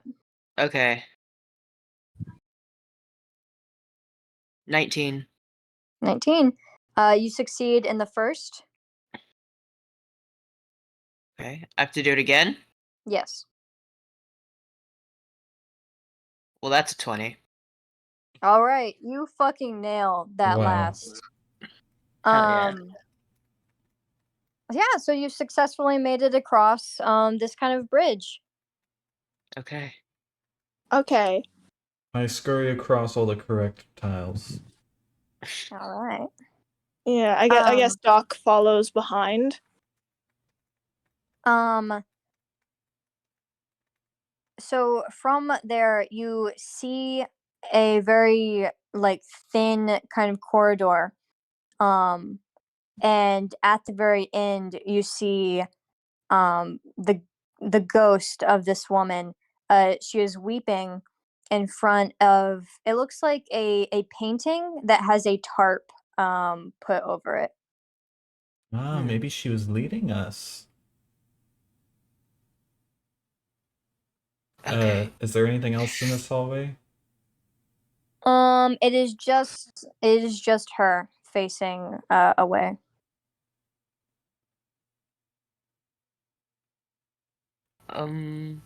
I walk towards her. Yeah, me too. She is crying and she says, "Why would he?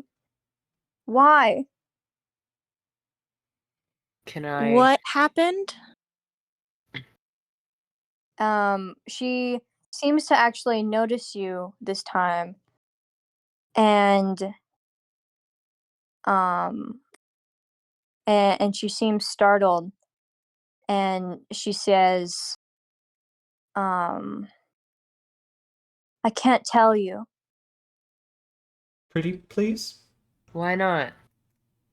Well, my boss, the king, he he wouldn't want you to know. Well, he's not here Oh, right yeah, now. he doesn't have to know. I promise I'll keep it a secret. I hold out my pinky. She is not facing you. Okay. She Just standing there with your pinky out. says, "No, no, I really can't. You have to believe me. I can't." And she turns around, and while she has very beautiful blonde hair, you realize that her face has been burned off. Oh, Oh. that's Hey, fine. honey. How could he? Did he burn your face?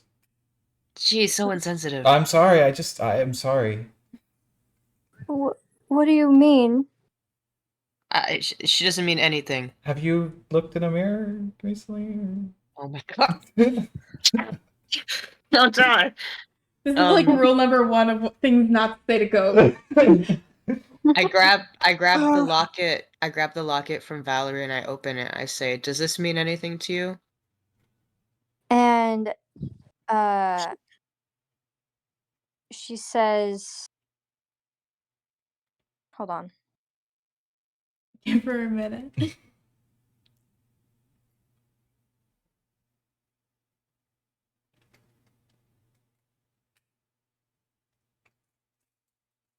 She says, "That's me and my husband. Why do you have that?"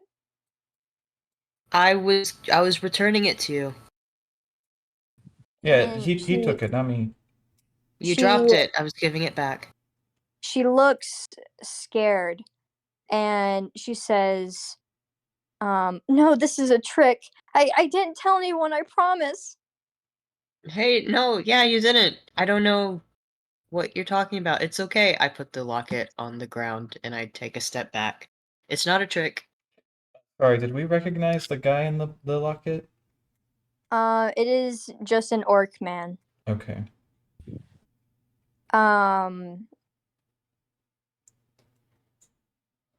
She kind of scrambles on the floor for the locket, and she says, "Get out of here now." Or what?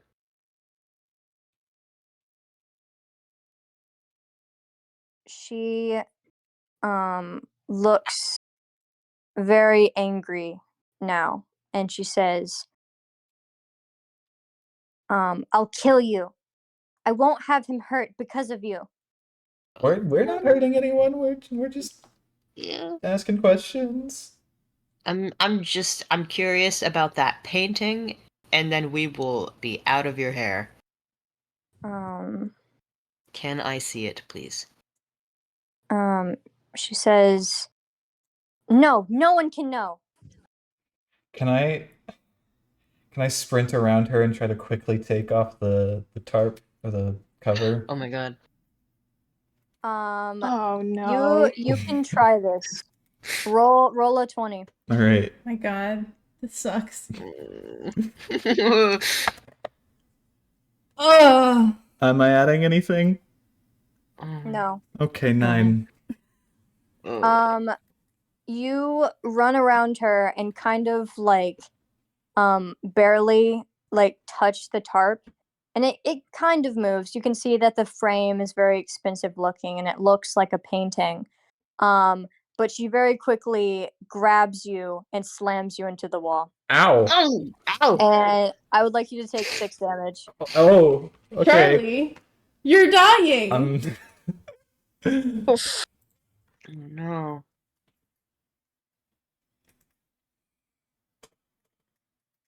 Ow. Oh shit. Is she like pinning me or just slammed me?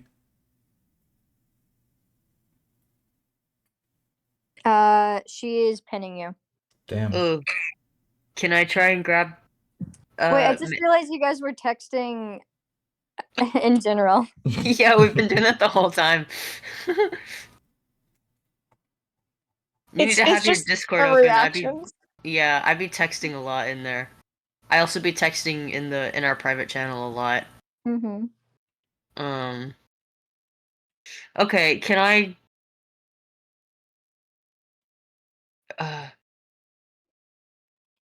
use a free action to whisper something to Doc? Yes. Okay, say I'm going to try and distract her. I want you to pull the tarp off of the painting. God, Jesus fucking Christ. I want to know. Is that okay? Yes, no. Oh god, wait. I need to think about this for a minute because I'm really trying to think about what Doc would agree to. I mean, hey, the reason we had me go on the weakness mission is Yeah. because if things went south, we have a fighter. Okay, I think Doc nods reluctantly. Okay, great. Can I try and grab Ghost Girl's hands to get her to stop pinning Valerie? Yes. Okay. What do I do for that? Roll a 20. Just a regular 20? Yeah. Okay. It's a 7. Ooh. That's not good. You go to grab her, and um and as you touch her, she kind of looks at you and like she has realized something, and like her eyes go wide and she disappears. What? Uh-oh. And and Don't be giggling. What are you giggling? she has disappeared. Well, You that worked out for everyone. you know her? I don't think so, but you know what? I don't know a lot these days, so let's look at the painting. Let's look at the painting. So what do you do? I look at the painting. Take the cover off. Guy, as you try to move your hand towards the tarp, you somehow feel your arm going towards your sword, Oh no. and you pull out your sword Um, and you point it at Valerie. hey, Valerie, Hey, what? get out of my way now. Now, get out of my way now. Okay, I get out of the way. Can I very quickly cast Cure Wounds on Valerie? Yes, you can do that. Okay. Are we like saying that this works differently with this game, or do I just do the 1d8 plus whatever? Just do. Yeah, you can do that. Okay. It's I guess we don't have spell casting modifiers in this. Oh yeah. Mm-mm. I mean, if you always roll damage on a d6, then maybe just roll healing on d6 as well. Okay, yeah, should I just roll a d6 then? Yeah, roll a d6. Okay. That's a 3. All right. Oh no, out of 6. That's good. A little bit healthier. Okay. I would like you each to roll initiative. Oh god. No. All right. Well, lucky for everyone, I rolled a 9. Lucky for no one, Charlie rolled a 3. I rolled a 3. Okay. Up to you, Doc. Luckily for Doc, it rolled an 11. Okay. God, just a bunch of stellar rolls. Mm-hmm. Okay. Okay. Okay, so are we still going with us, or are we going Okay. back to Nico's D20? I will transition over to Miko. Oh God. Gotcha. Okay.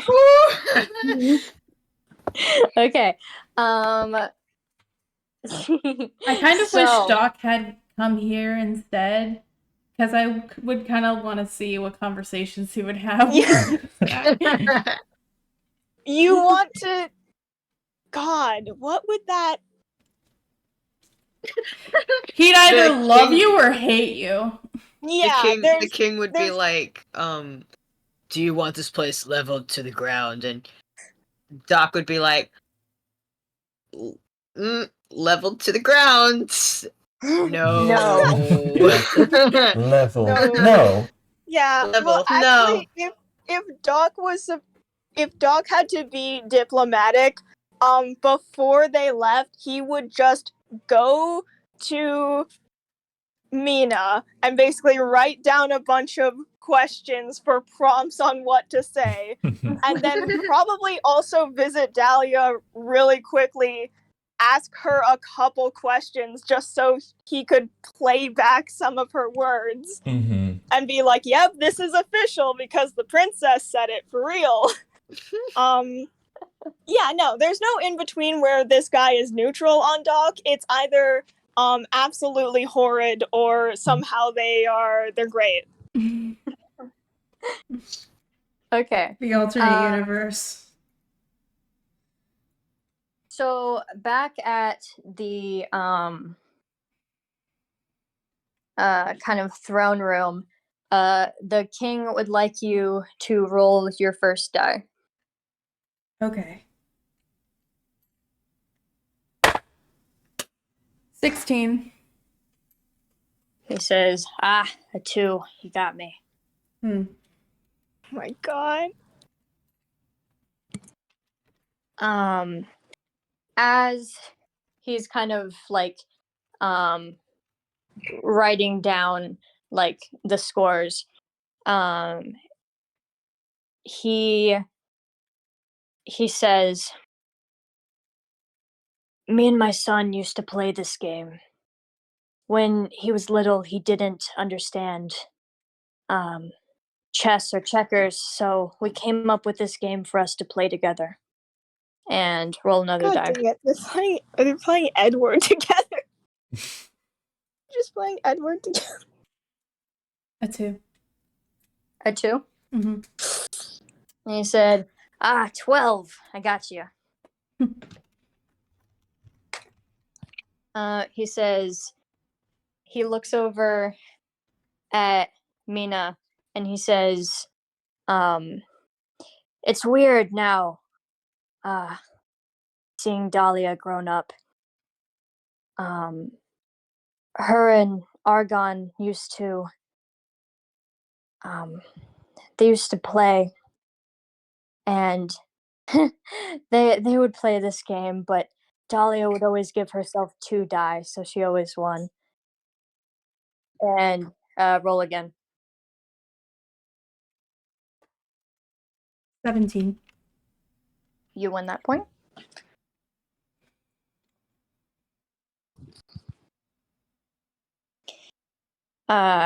He looks at you and he says, "You know what it's like to have family, right?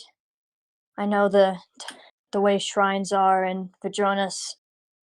Very close knit. That is the only thing I admire about your city." Roll again. Before I roll, I say, thank you.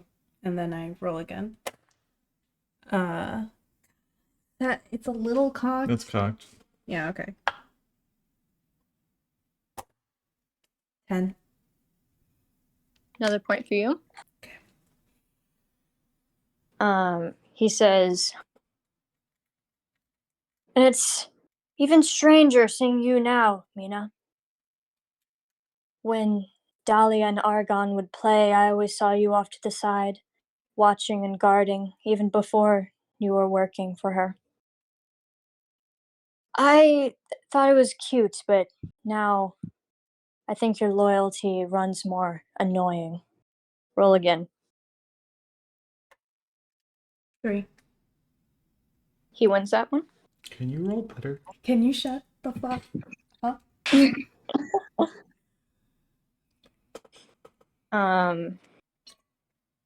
He says, I understand where you're coming from, Mina. That because Dimitri is not in charge anymore, that somehow changes our situation. But I believe you fail to realize the damage that Dimitri has done to my family. Roll again. That's cocked. Okay. Good. It keeps happening. This isn't really a dice rolling tray. 6. He got a 20. Wow. It slices you in half. his dice, his die dents the table a little bit. I should just let cocked dice be cocked, because every single time I've cocked it, I've rolled worse. The king continues talking. I'm unsure if anyone ever told you what happened to Argon, Mina. But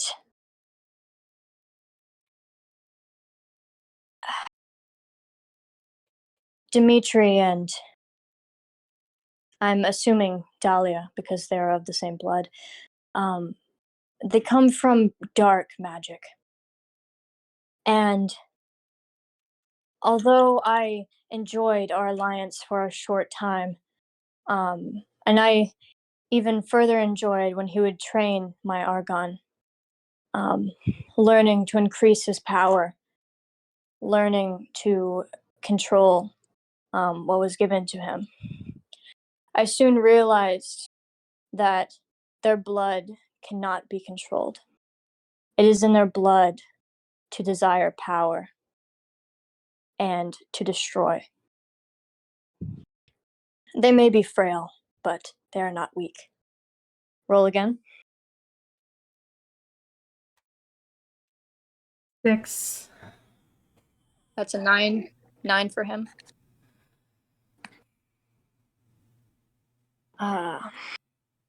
He says,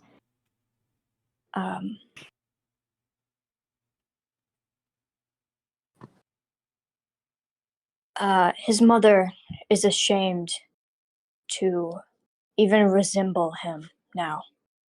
Argon, I mean, after what he did. It is a shame that Vidronus has ever met my kingdom.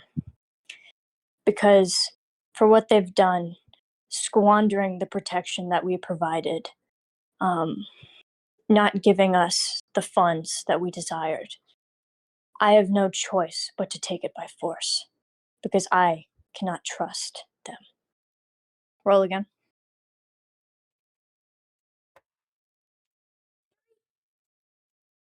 He gets that one. It's 5-3. Oh my god.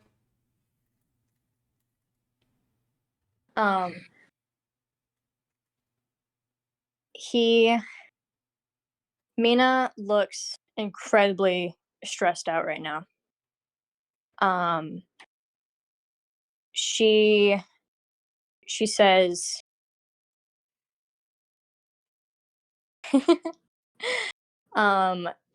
she says, Dahlia would never do what he did.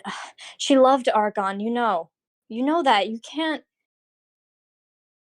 squander that. She would never hurt your family. And he says, you're blinded. You may have grown up with her, but I saw the swirling maliciousness inside her heart, breaking my Argon's heart. I can never forgive that. Roll again. Using different die now. 15. Okay, you won that one.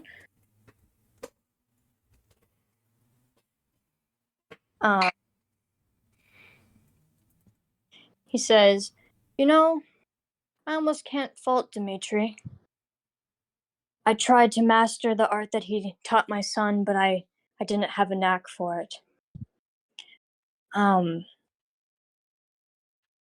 I almost grew jealous watching my boy turn into a teenager and seeing him unleash such unfathomable power, the likes of which that his mother can never replicate,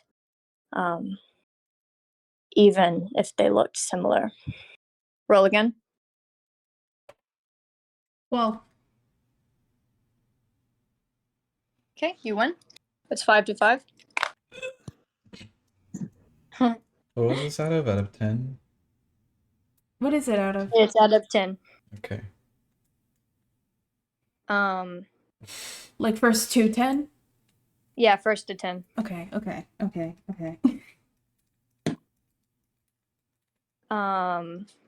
Mina says, you don't know what you're talking about. And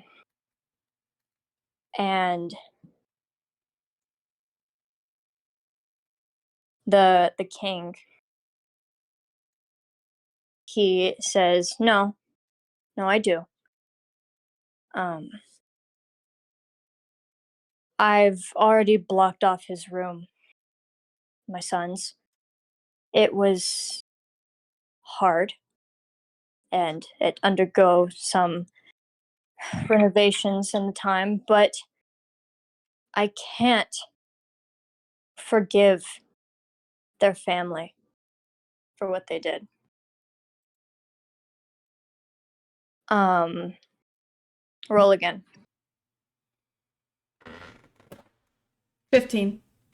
This got a guy 1? is treating me better. Oh, wow. Okay, it's 5 to 6.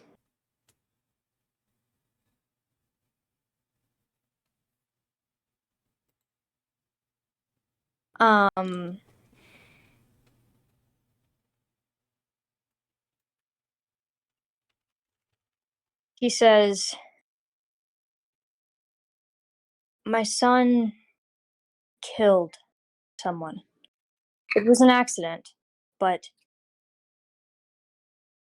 Dahlia's father tainted his heart, and I cannot have that in a son.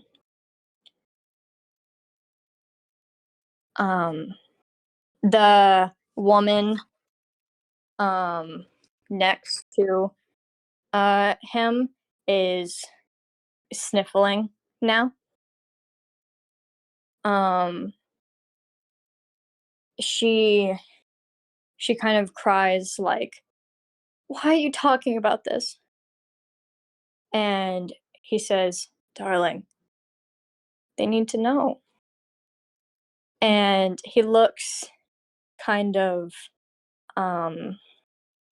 like smug, but like a little angry. And he says, they need to know why I'm going to destroy them. Roll again. 13. Okay, you got a 17.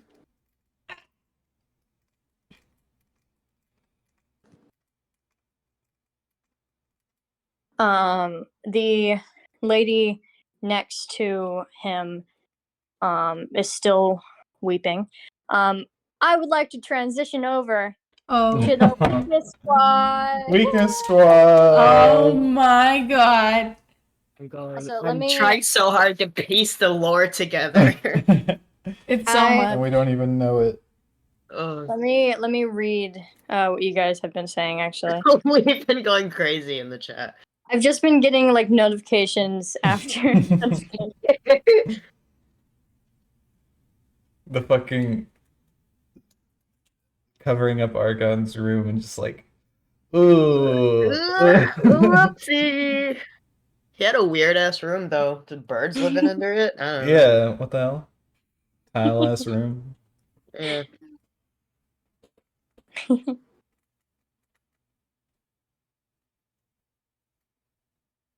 Okay. If I don't get to see that painting, I'm gonna lose my mind. Okay, so now I have you guys' initiative. Mm. And I'm not in the corner this time. Guy, you have realized that the lady has possessed your suit of armor. Oh fuck. Oh no. Okay, well I didn't realize that, but I guess I do now. And you have you feel kind of suffocated, as if you're like squished in a very narrow space. Ugh. Get out of there! So the rest of your party members do not know this, and it looks like Doc is going first.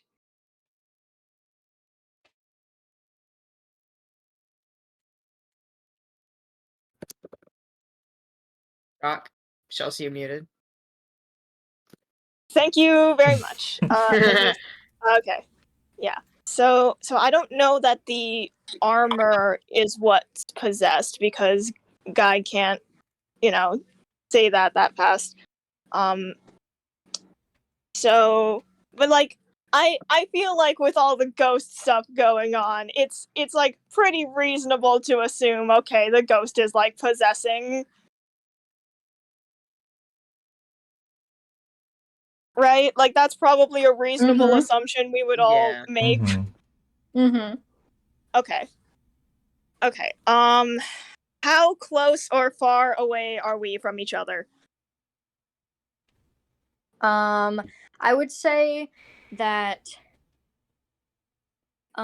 you are like 5 feet away from them, and Valerie is about like 2 feet, like a sword's length away. Ooh, Mhm. ouch. I did tell her to get out of the way as a quick reaction. Mhm. So, she's not all up on my biz anymore. Okay. I'm trying to think of what I should be doing. Well,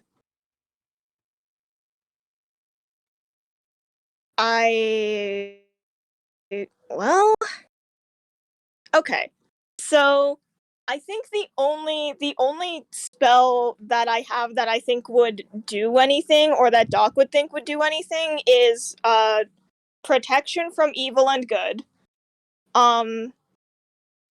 It's okay, so you cast on someone, one willing creature you touch is protected against certain type of creatures, aberrations, celestials, other stuff, and then undead. Creatures of those types have disadvantage on attack rolls against the target. The target can't be charmed, frightened, or possessed by them. If the target is already charmed, frightened, or possessed, the target now has advantage on any saving throws against the effect. So Okay. I couldn't undo it, but I could Doc is with the understanding that he could like help Guy get rid of the ghost. Okay. So yeah. you're saying that you have like you're casting a spell on Guy that makes him resistant to being possessed. Yeah. Nothing happens. Yeah, I know. But I mean, technically it's on touch, right? And so you would be touching the Yeah, armor. no, that's the other thing I was gonna bring up. That's why I was asking how far away are we, because it's untouched. So I would have to go up to Guy and touch him to make this happen. But it won't do anything because Guy himself is not possessed, and then I will be standing in front of him while he's holding a sword. Oh, yeah. Because she's possessing my armor, isn't she? Yeah. So I'm trying to think of Ouch. like, would Doc do this? Because I'm like, I'm not metagaming, so Doc would just think that Guy himself is possessed. And I'm just trying to decide whether or not she would risk going directly in front of someone who is holding a sword. Okay. Yeah, God. Because I think the thing is, I don't think I have any other spells that I think would do anything. I can cast Shield of Faith as a bonus action on Valerie. Okay. Yeah, I think I would cast Shield of Faith on Valerie and then try to go up to Guy and cast protection from good and evil, and then that wouldn't work, and that's how I end my turn. Okay. So Valerie has +1 protection. Awesome. So you're playing this game too honestly. I know. It is now Guy's turn, which means that it is my turn. I can't contest. Do a saving throw. Try to get her out of it, or is it just like it's Haley's turn now? She is overpowering you very hard right now. Oh no. You feel kind of like weak and suffocated. Ooh. Yeah. Yeah. As if she is like moving you out of the way to like control. Mm.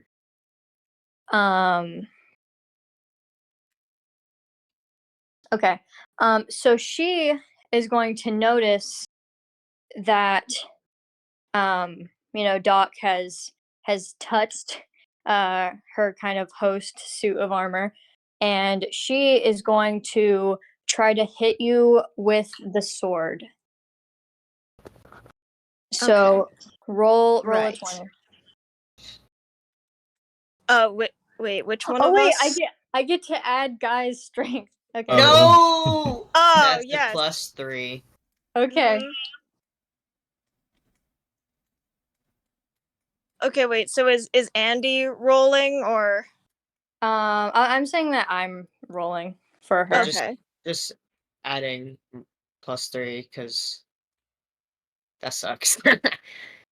God. I'd call this a darkest Right. hour type development, but we're literally in our second session. Mm-hmm. Guy also dropped my primary weapon into a hole. That's Yeah.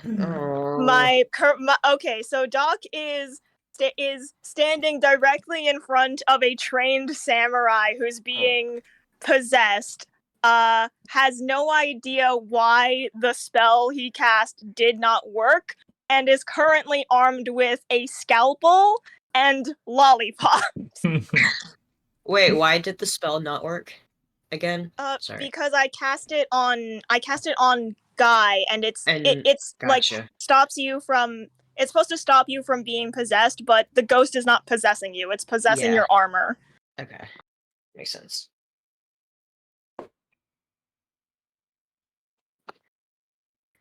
Okay, so what are we doing? Roll a 20. Oh, I'm rolling. Yes. Okay.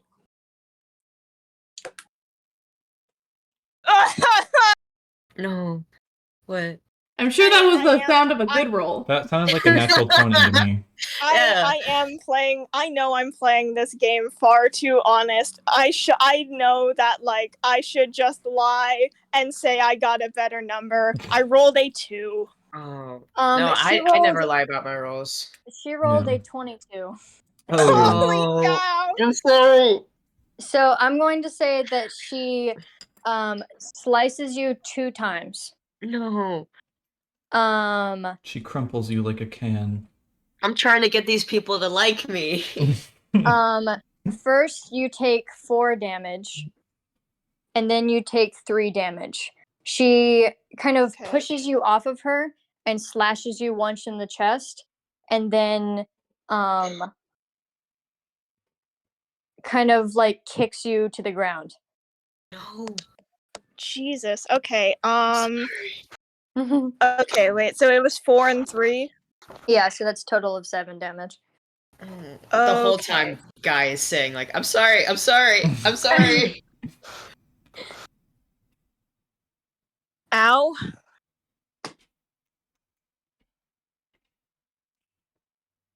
Okay. Luckily I think I also have the most health of the party. You do. Yeah, okay. Doc says ow in like what what sounds like the sound of someone stubbing their toe, but you can tell they are in much more pain than that. Oh. Yeah. Okay. Okay. Well, Whose turn? Now it is Charlie's turn. Hmm. Huh.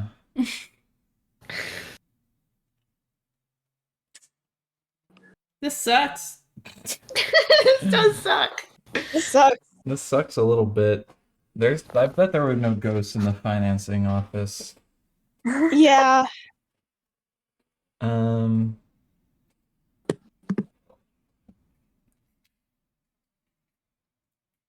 I'm also just like trying to think what May would do here.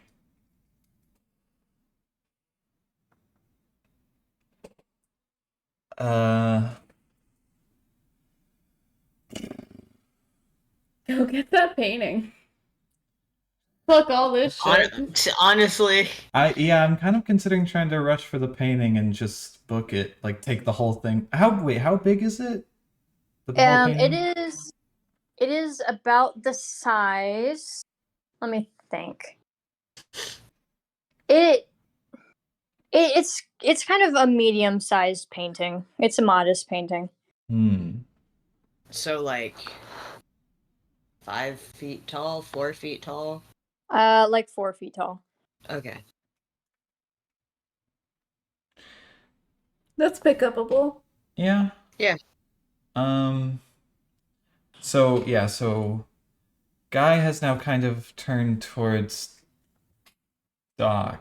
So maybe I can, flip by. That is terrible.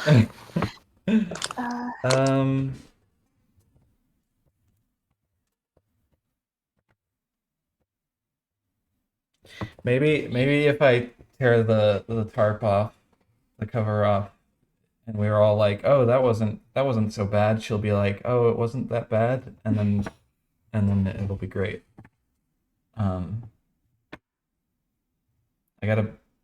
I don't know, break the ghost spell. Make her not angry. She's gonna see that. I don't know. What if I pick up the locket and I'm like, look? I don't know what to do.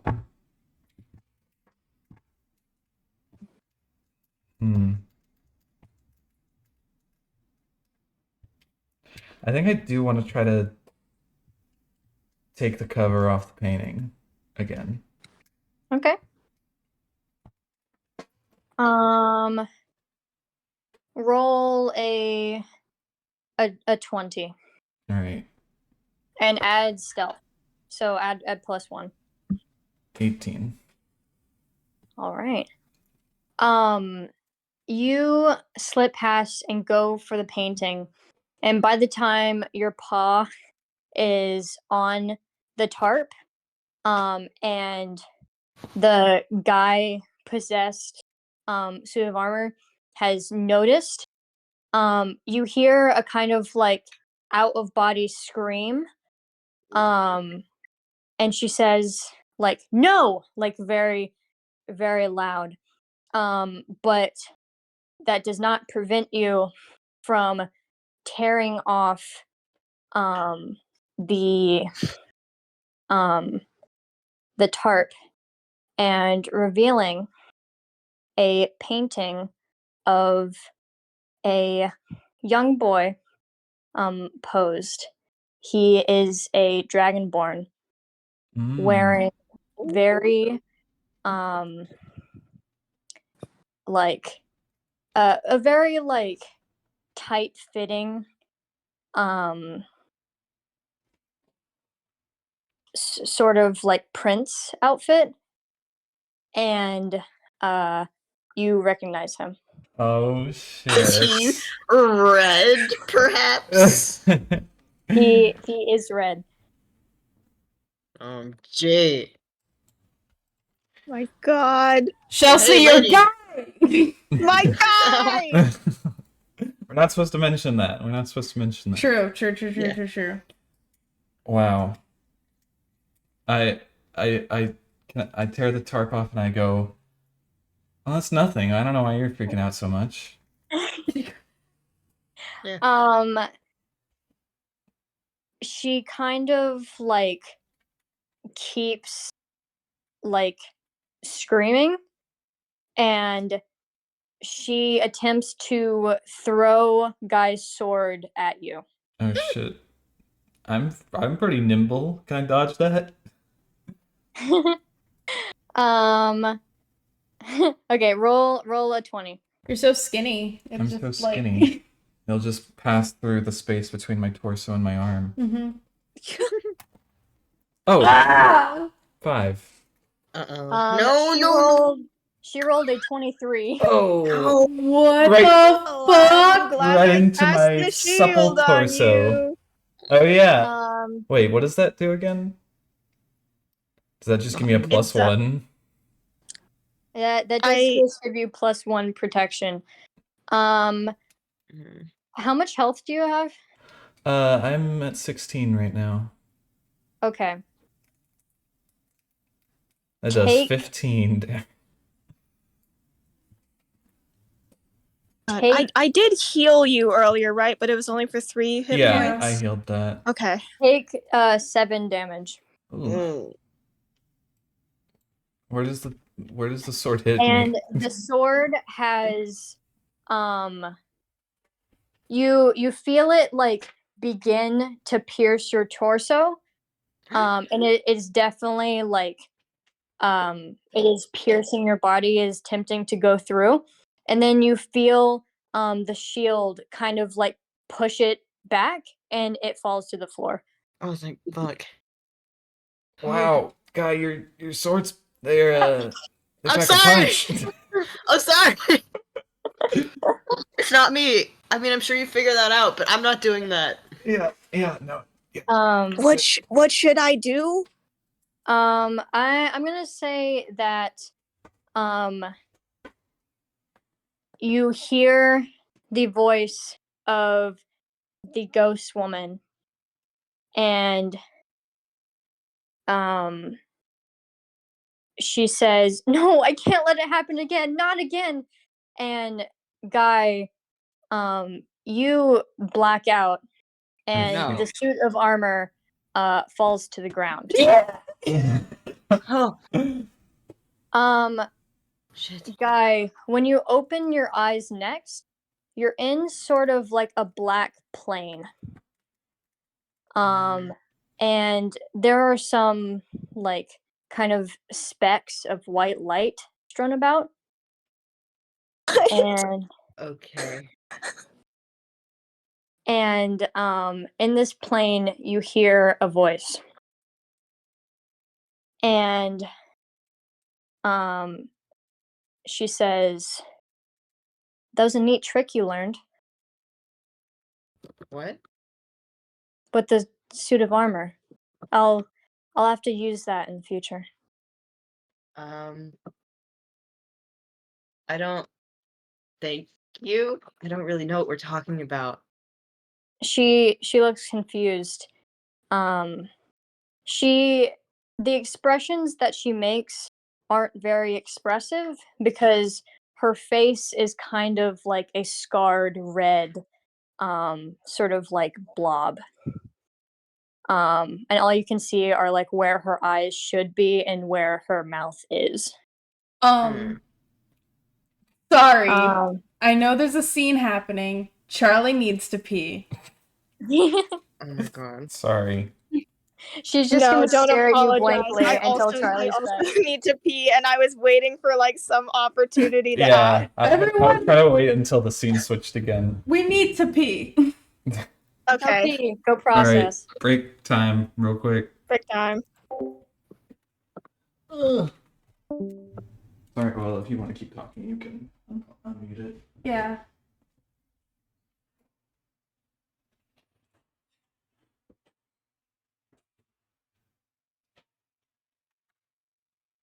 So how we feeling, Andy? Um.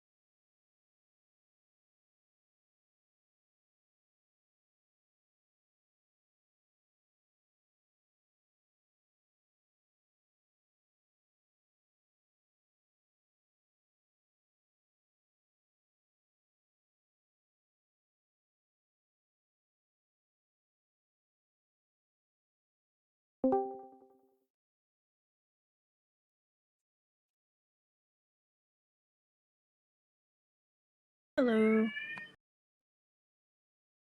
Hi. We're still Hi. waiting on Charlie and Jordan. Yeah. So, how we all feeling? Feeling great. I'm having a great time. Yeah. This is Haley, this is very fun and this is very enjoyable. You are completely correct. That this is a good session and that we would be excited to play. Sorry, I'm just kind of like in a little bit of a fugue state, I think. There's a lot happening, but like Yeah. in a good way. Mhm. Yeah. No. Poor guy is so confused all the time. Why is he in a void? What's happening? Wow. Mhm. I'm sorry that I cut you up with my swords. You fucking annihilated I'm Valerie. sorry. Fucking shish kebab. Yeah, that's pretty bad. Mhm. That I've been shield trying my spell best pulling to. Oh, through. sorry. I was gonna say that shield spell pulling through. Yeah. Looks like I'm gonna be casting that a lot. Yeah, Haley keeps having characters actually want to kill us.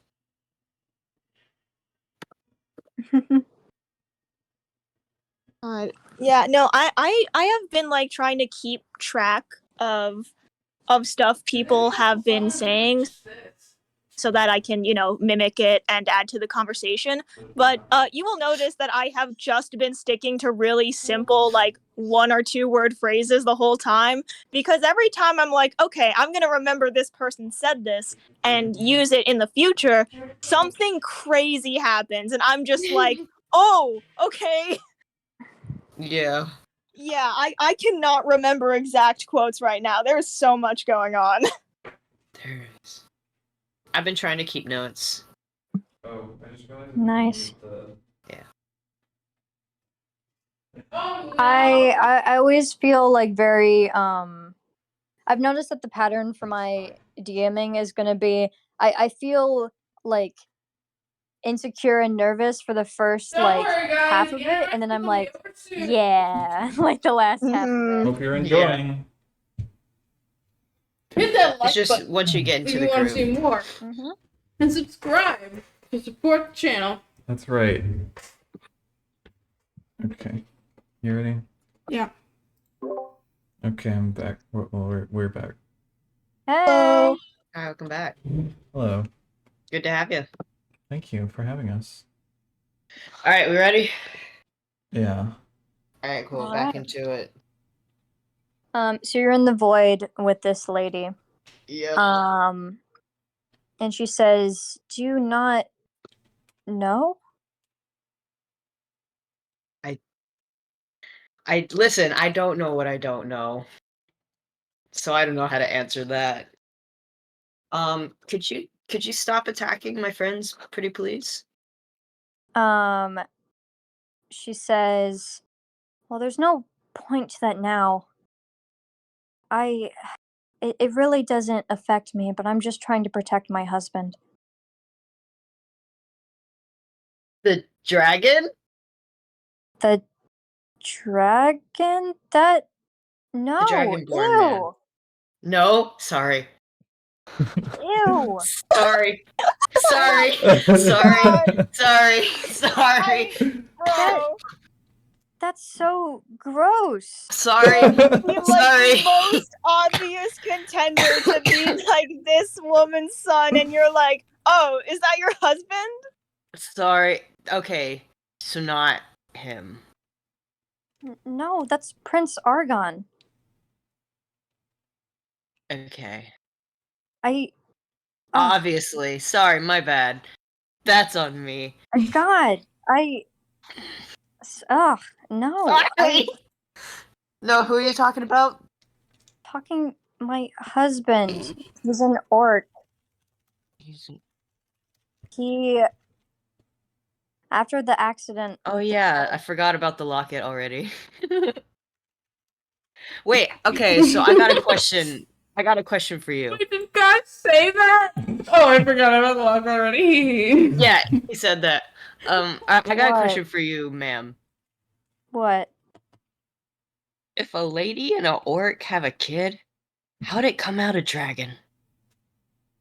That's not my son. I'm so confused. What's Wait, wrong I'm with sorry. you? Wait, just keep talking. Keep talking. Anyway, she kind of like looks away and like very annoyed, and she says, "After the accident with Prince Argon, um, the king employed my husband and dared that if anyone found out that he would be tortured." And she says, no one, the people can't know what Prince Argon did. They can't know that he is missing. And they can't know what he did to me. So, regardless of how mad you might be about this, I need you to keep your mouth shut because I can't I can't let the world know what happened. Well, I guess I will be keeping my mouth shut because I don't even know what happened. Can you just think for a second? My face is burned off. I don't have a face anymore. Okay, well, I didn't want to assume. I tried assuming earlier, and we see how that worked out for me.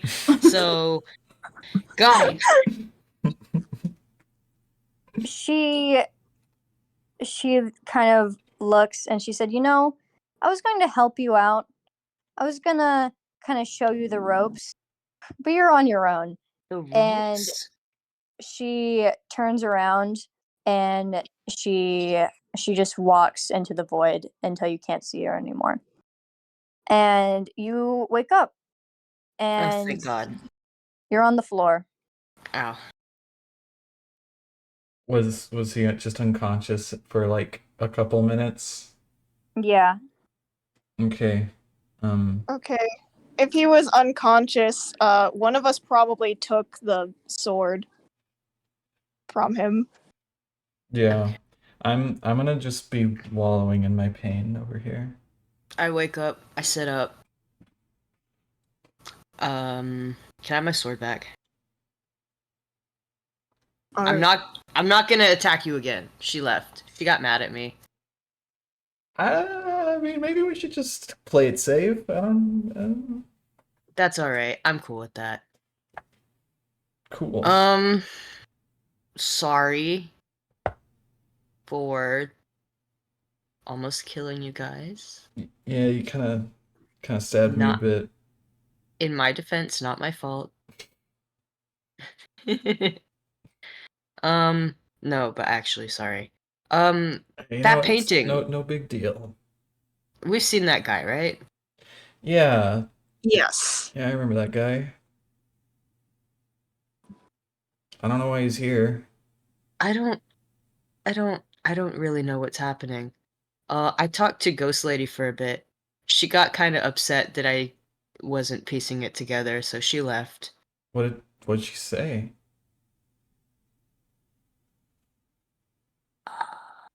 Not a lot. Oh. Okay, while this is happening, I'm probably healing Please. May or Valerie. Or I'm definitely healing, actually. Mhm. Okay. Do you want to explore the financial closet? Yeah. Let's Yeah, I think do I'd like that. that. Do I? Financial closet. Hey, are we cool? Are we good? Yes. Okay. Sure. We're going to move back to Miko. Just real quick. Should I only heal a certain amount, or am I like full healing, or what? I'll say that you can full heal. Okay, cool. I'm very sorry. I know we just left, but I need to do something really quick, and I'll be right back. Oh my god, you're fucked up. I'm sorry. I'm sorry.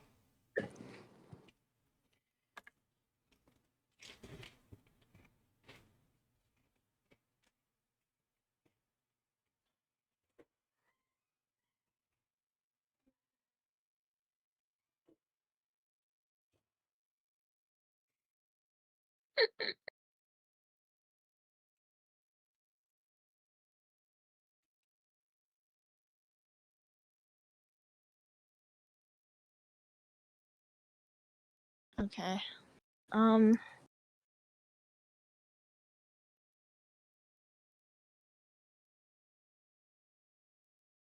Fine. I think we all probably just take a minute to like sit. Anyways, our characters Yeah. just to like sit down and be like, "Hey." let the awkwardness clear. Yeah. Mm-hmm.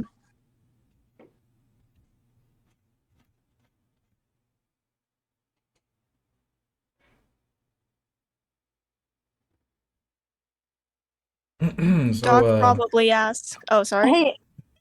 Hey, What? no, it's fine. I want to say, Andy, I wanted to strangle you for saying an orc and a lady. How's that make a dragon? Are you dumb? The -1 charisma.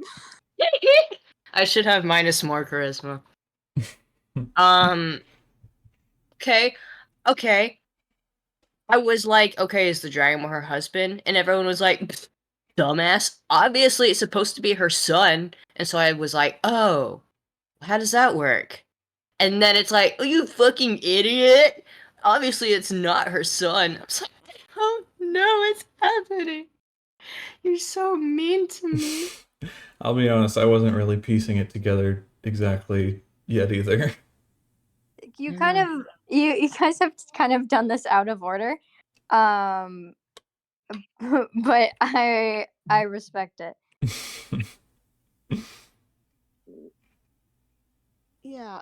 Well, I think the thing was like we were very fixated on, oh, it has to be like this lady's like son or something, because like as the players we have the meta knowledge that the king's son is super important. So that's Yeah. why I was like really fixated on it. I think Yeah. us having the meta knowledge of what's going on in the other room was like Mhm. making us focus in on the wrong details. Probably. Yeah, I'm not the only person who thought it was her son, alright? I was just trying to figure out how that worked. Okay. I'm back. Sorry about that. Howdy. All right. But this lady was not related to the royal family at all, huh? No, her husband worked Yeah. for the royal family. Yeah. That's where I was hung Actually, up. You That's know where I got what? confused. In retrospect, the fact that we found her in the employee room probably should have And she's clued wearing us a in. maid outfit. I forgot about yeah. that too. Yeah, I got so into the stress of Miko rolling these dice that I completely forgot that we initially found the ghost in the employee room and that she was very clearly a maid in a kitchen. Yeah. Yeah, I forgot. I was so focused on the royal family and trying to figure out who's Aragorn or Argon, I mean, wrong fantasy. Who's Argon and then who's their son and dad and then all right, whose wife there? We don't know who the wife is. So in my mind I was like, is this the wife? No, it's not. Yeah. I was pretty sure that she wasn't related to the royal family because her husband was an orc and her son I forgot because her about the husband's locket. because her husband's an orc and her son can't be the prince because she's not the queen. So, yeah. We all just got a little confused. We're all having trouble remembering stuff. There's a lot happening right now. There's a lot of very stressful things going on that are making us forget details. We were all confused, but I'm the one who had to roleplay it, so I'm Yeah. getting the brunt of the idiocy. Yeah. Honestly, I'm still so she's not related to the royal family. She was literally just there. Yeah. She was just incidental. But she did get her face burned off by Argon. She did get her face burned off by Argon, but that's it. I mean, I figured that out. I more meant I didn't know why he would do that. Mm-hmm. I drew the conclusion that the fire-breathing dragon burned her face. So Yeah. She didn't need to get mad at me for that one. I was just like, why would he do that? I don't know why. So, why is it a big deal? So, yeah. Why are you Charlie, why are you looking this up? Hold on. No. Don't send that. Why not? It's fucked up. I can't even get a good We actually cannot upload this to the public because I will get hate mail for how stupid that roleplay just was. You won't get hate mail. Not yet. No one watches Charlie's YouTube videos. Wow. Gross. That's disgusting. That is bad. That's why I spoiled it, so you can turn it back off.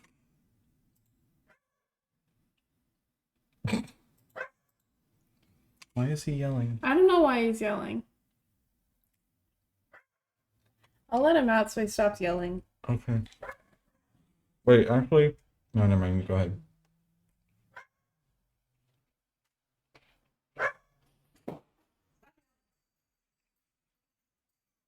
Should walk in once we're done with this. Yeah.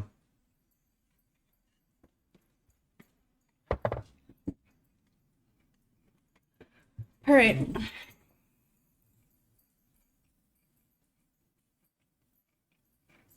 Okay. Are you guys ready? Yeah. Yes. Okay. So back with Miko and Mina, the king,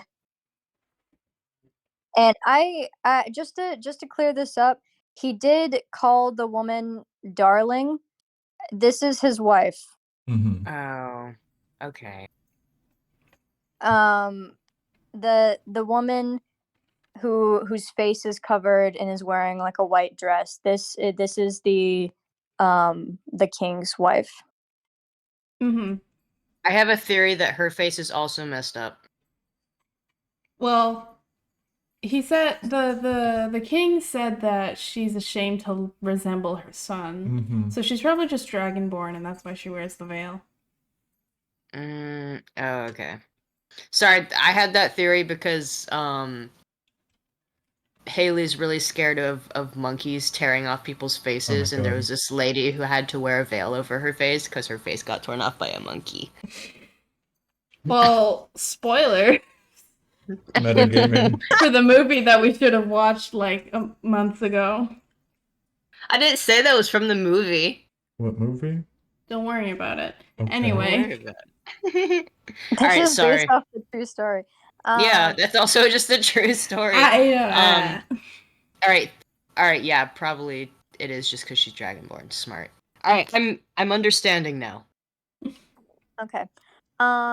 So he is very solemnly kind of like toying with the dice in his hands. And he says, when Dimitri and Argon would go and train, I never expected the power that he would reach. The unfathomable, uncontrollable power. I would try to train him myself. I would try to teach him the qualities of a future king, one of restraint and using power only when necessary. But he didn't care. Roll again. 5. 17.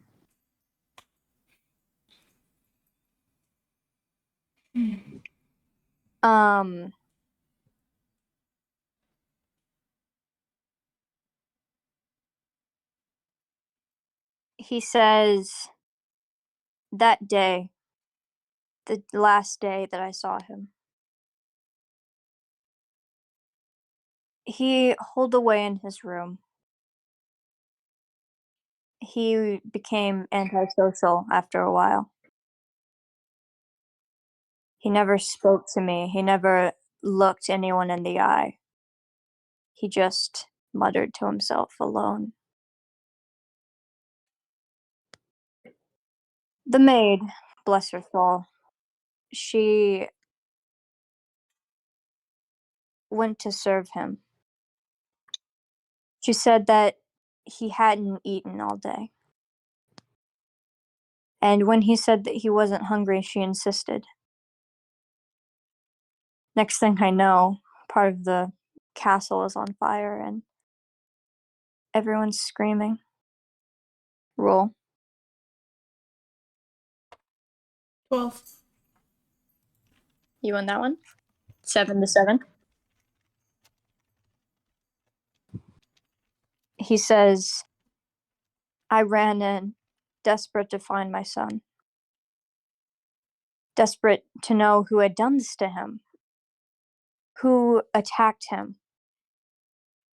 But once I saw the maid on the floor, I knew what had happened. I searched for him. His mother searched for him. But I never saw him again. I can't remember the last words he told me. It's probably something snarky. Probably. Roll again. 8. It's a 14 for him.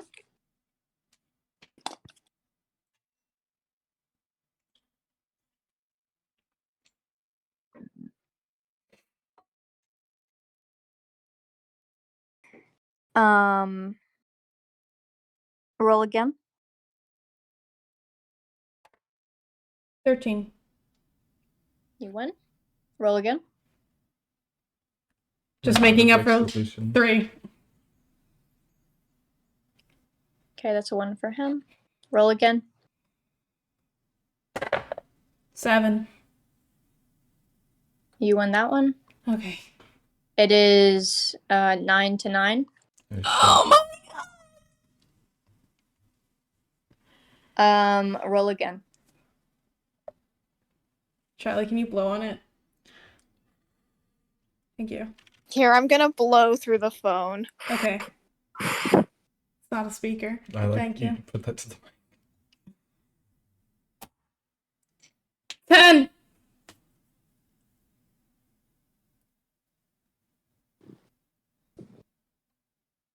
He kind of It's solemnly cool. laughs. What? Sorry? What? He solemnly laughs and he says, I never win these days. Oh my god. His wife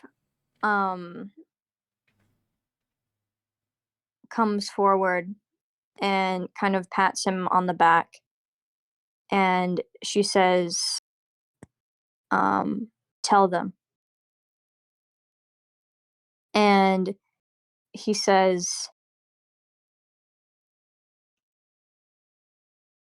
I don't think our kingdom will last for another year.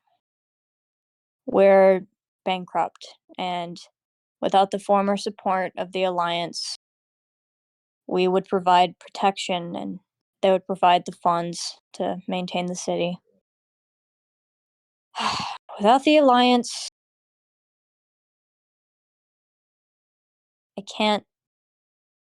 we don't have the money or the resources to keep going.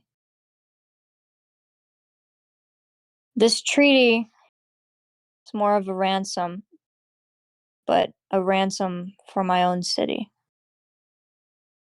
And I understand, Mina, that it is not right to kill civilians, to steal and take for what has happened. But Dahlia is no saint. I do not believe that she would give us the funds necessary, and we must take them by force. Mina is kind of frazzled by this. She says, I didn't, Argon, she stands up and all of the golems kind of like point their weapons at her. And she says, I will be right back. And she leaves the room. Thank you, Mina, for just leaving me alone here. That's great. Thank you. I don't say that. Yeah, no, this whole time I'm really thinking like, Jordan, no matter what happens, I will not blame you because Mina did not prep you at all. Nope.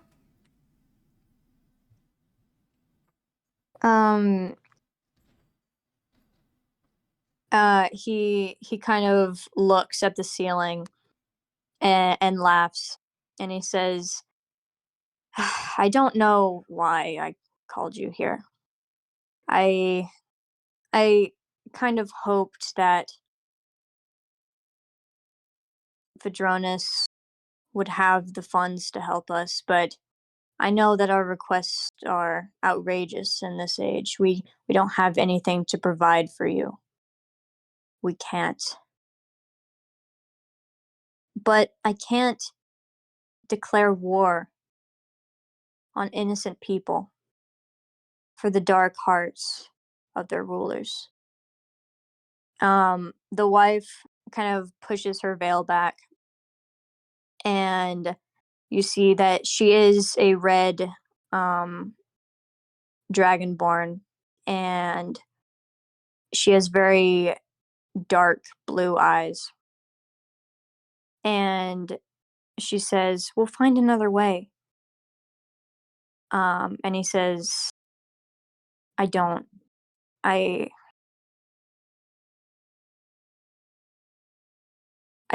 think we can do much besides take.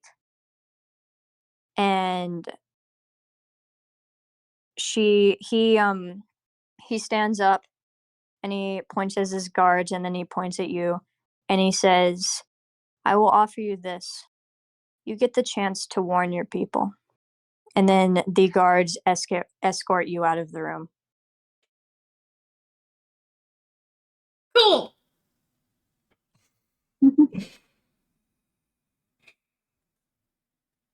Do you think Miko has enough information to make the connection between the queen and our dragonborn bandit friend? I mean, you heard that she didn't like that she looked like her son, so I did. So I don't know if you've seen any other red dragonborn recently. Yeah, I think Miko can like wonder, but can she like confidently make the assumption? Yes. Okay. They look very alike. All right. Okay. All right.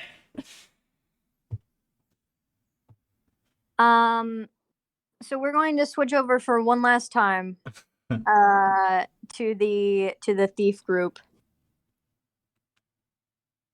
I've given out lollipops to both of them. Guy's still embarrassed, but he's not talking about it. Before you leave the room with the painting, you notice that there is a small golden ring lying on the floor next to it. Is the amulet still here? The locket is here. The locket. Yes, it's on the floor. Can I go, ooh, and I put both of them on? Yes, you can do Nice. that. Awesome. I think Doc is going to recover the portrait. Okay. There's a roachy. You kill it. I killed it. So as you exit the like kind of walled over room, you do see like that a few walls have been built into this, as if this was like a larger room that has been slowly like sectioned off into just a hallway. As you return, you are back to the corridor with the golden door room that says finance and the blue door. Finances. I wanna Well, see that. actually, let's go. I want to know what's in blue. Actually, I'll be Okay, honest. Finance would double probably just check. tell you that they're poor. Yeah, honestly, not to Let's metagame, but we double already check. know. Oh yeah, that's true. Let's see what's blue. I still want to see finances. Okay. I think we should split the party again. Okay, me and Doc will go blue. Valerie, have fun. Okay. In the blue room, you see a bunch of maps and many chests. The maps have a lot of red X's, and they also have battle formations surrounding the city of Vidronis. Oh my god. Grab them all, grab them all. God. I grab them.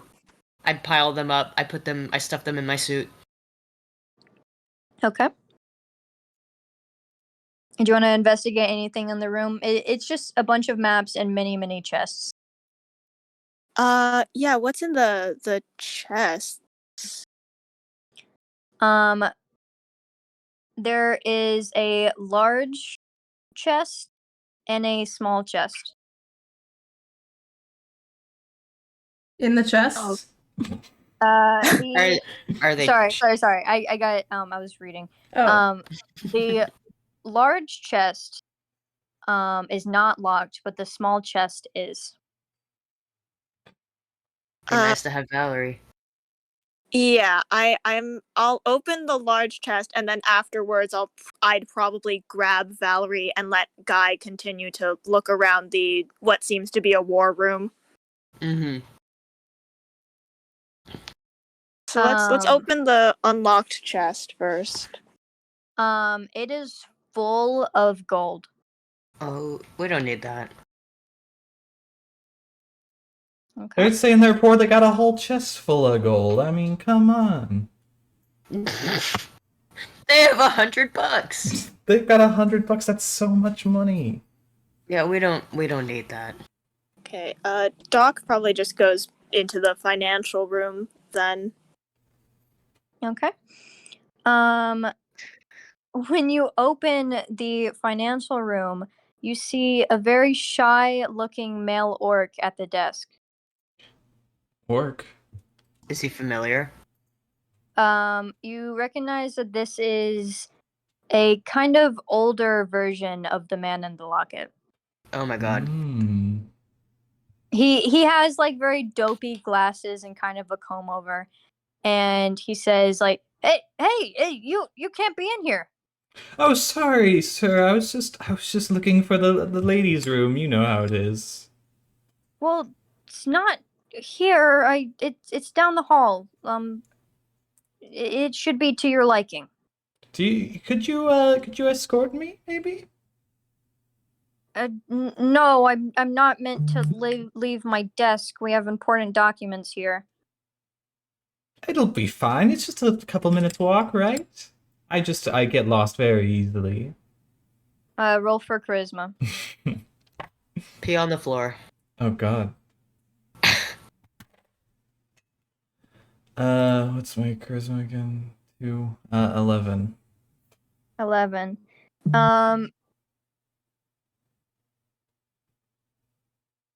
He says, I'm not gonna walk you, but I'll point you in the direction. And he gets up from his desk and he goes into the doorway and he kind of like points down the hall and he says, it's that door on the left right there. Does while he's like getting up and pointing, is there like anything I can like snatch just really quick? The only things that you can reach are what's on his person right now, and all he has is like his wallet and watch. No keys or anything? No keys. Alright, I'll go, oh, thank you so much, and start heading in the direction he pointed. Okay. But I'll wait for him to like close the door again and then not actually go down that way. He sits down and closes the door. Alright. Well, Okay. then I go to the blue room, probably bumping into Doc. Great. Doc just says, Valerie, and then like brings her over to the locked box. Alright, I can do this. Turn around though, no peeking.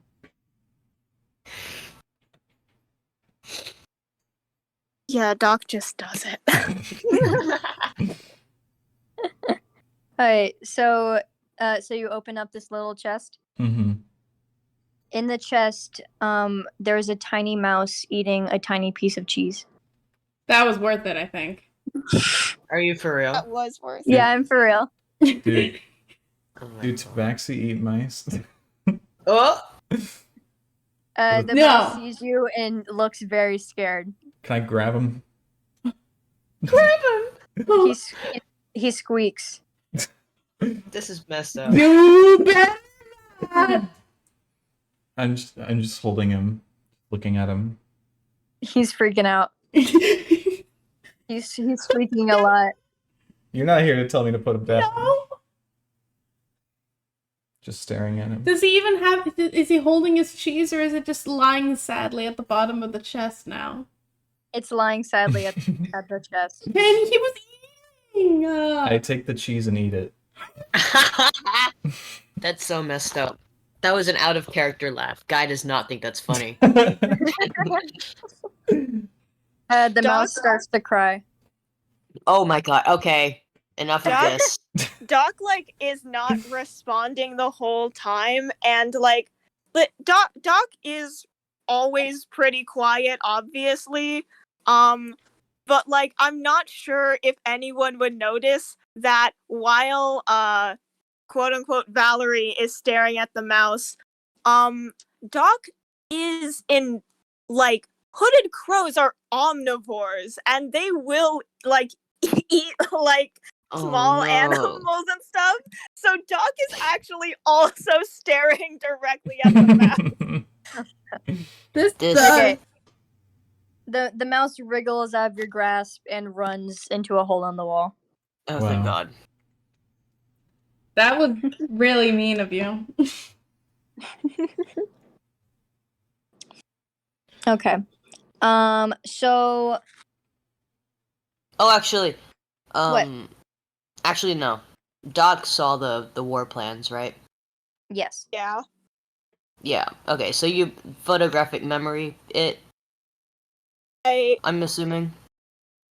Doc probably just like looks at it and like really quickly scribbles down like the basics of it somewhere so that he can like remember it. Okay. So I'm thinking, should we actually take these? We Or already just kind of copy left a them. trace of You know what? destroying That's the a good wall. point. That's a good point. Yeah, I stuffed them back in my suit. it's very obvious that we were here, so we might as well just make it harder for them to execute the plans. Hello. Hello? Oh, that's your phone. Jesus. Sorry, someone got kidnapped. Ooh. Woof. Where's that at? I gotta go. Harris Ow, County. ouch. I also got an Amber Alert. Oh shit. I didn't. Yeah, I haven't gotten mine yet. We live like 5 fucking hours apart. What do we both need to know? I I know I don't did know. get it. How far is Because- Harris County? Yeah. It's in Texas. Yeah, somewhere around there. Okay, let's leave this room and let's Oh. do some more investigating. When I went into the finance office, like, what did I... Was it just, like, filing cabinets or something? It was a bunch of filing cabinets and this very shy orc man in a suit way too small for him.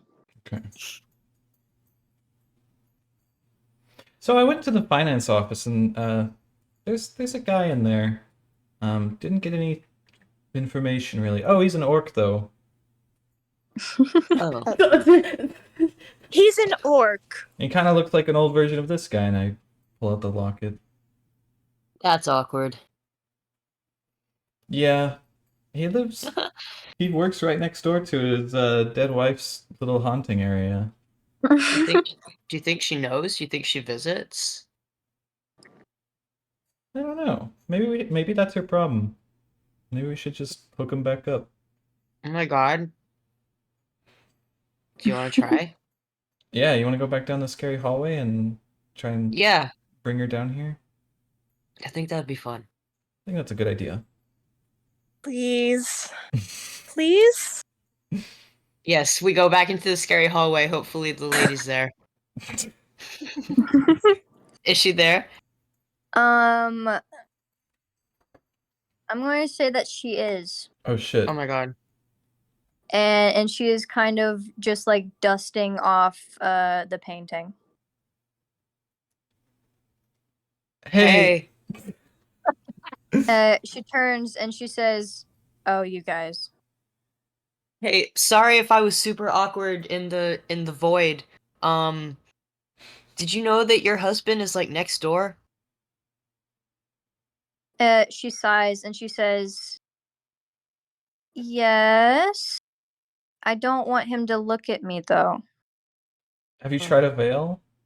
Yeah. I hear those are all the rage these days. She kind of laughs and she says, "Well, no, I haven't thought of that actually." I think he would be really happy to see you. Yeah. Okay. Wait, I'll can I ask your name, actually?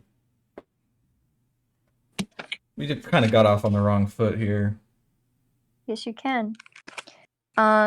My name is Morgana. That's a cool name. That's a very nice name. My name is Valerie Winklebottom. Of the back. Winklebottom clan? Yes, you've heard of us. I always thought that they were dwarves, but considering that they are 50% of the population, it word gets around. Yeah. Winklebottoms are 50% of the population? Oh my Yes. God. At least they are here in Brenton. I don't know about other cities. That's wild. She says, I'll get the courage to visit him. That's awesome. I hope you have a wonderful time. She says thank you. And she kind of like does a little curtsy. Little ghost curtsy. Alright, I'm feeling a lot better about that now. We got that all wrapped up. Yeah, and a nice little bow.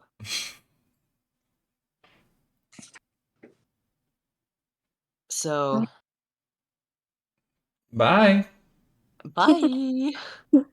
Okay, yeah, you guys leave the room. Do you do any other exploring? Do y'all want to do like some wacky plan to look in the finances, or are we good? I think I'm okay. Did we find a think we're good. weakness? They had a big chest of gold. They have maps of war plans. We know where their prince is. Yeah, that's the big thing That is that we seems- yeah, we have Oh, the that guy's the prince? blackmail on them. Oh my God. We don't or Oops. well, yeah, I guess Wait, we don't know that, right? You didn't tell us anything that the ghost told you. Did the ghost tell me that he's the prince? I mean, we saw the Yes. painting. Then But, yes. yeah. She said Okay. that's Prince Argon, not my son. Okay, Yeah, my bad. so- Oh yeah, that is the prince. Sorry. Oh, cool. I'm trying to juggle what Miko knows and what we know. Yeah. Yeah. Okay. Yeah, so we know where their prince is. That's a pretty big weakness. Yeah, I'd say that's a weakness. Yay. You want to go like kidnap him and hold him hostage, or what? I mean, I guess we don't need to yet, but I guess we could if things go south with Miko. But I'm sure it's probably fine. I think we should wait on that one. Yeah. Do a rain check. Okay, Well, so think are we're you guys good here. Yeah, good we did here? it. Group high Okay. five. Yeah. Yeah. I hold out my okay. hand for a high five from Doc. There is like a good 5 seconds, and then Doc like very lightly high fives your hand. Yeah. The guy is also holding his hand out. Sure, Doc high fives guy too. Woo! Alright, great. Okay. So you guys kind of like look around a bit more. You can't really find anything else of significance. And then you see Miko getting escorted by guards out of the castle. Oh. We follow. We have to like make sure the guards don't see us, right? Yeah. Try to get out Oh. without them seeing that we were snooping around. We follow stealthily. Which I'm Okay. sure is really easy for Guy. Clunk, clunk, clunk. Yeah. Okay. So the guards kind of like drop her outside and then turn around and walk back to the throne room.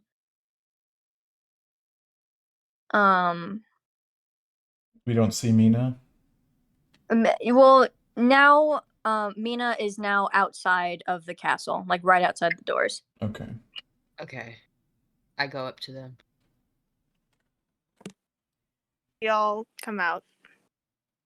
So, how did it go? Miko just rolls up her sleeves and reties them. Bad. Oh, Oh no. how's that? Not my fault. Was not my fault. It was not my fault. No one asked. But it wasn't. I believe you. They will be attacking. Oh. Their demands were simply outside of our scope, and there was no deal to be had either way, and they knew that. This was more of a courtesy, if you could believe it.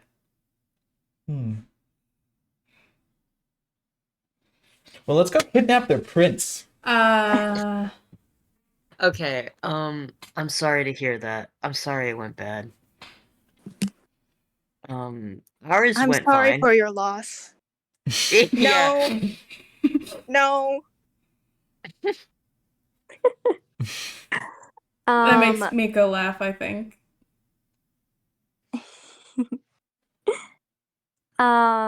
Mina has already gotten your carriage ready. And she kind of just like waves for you to get in. And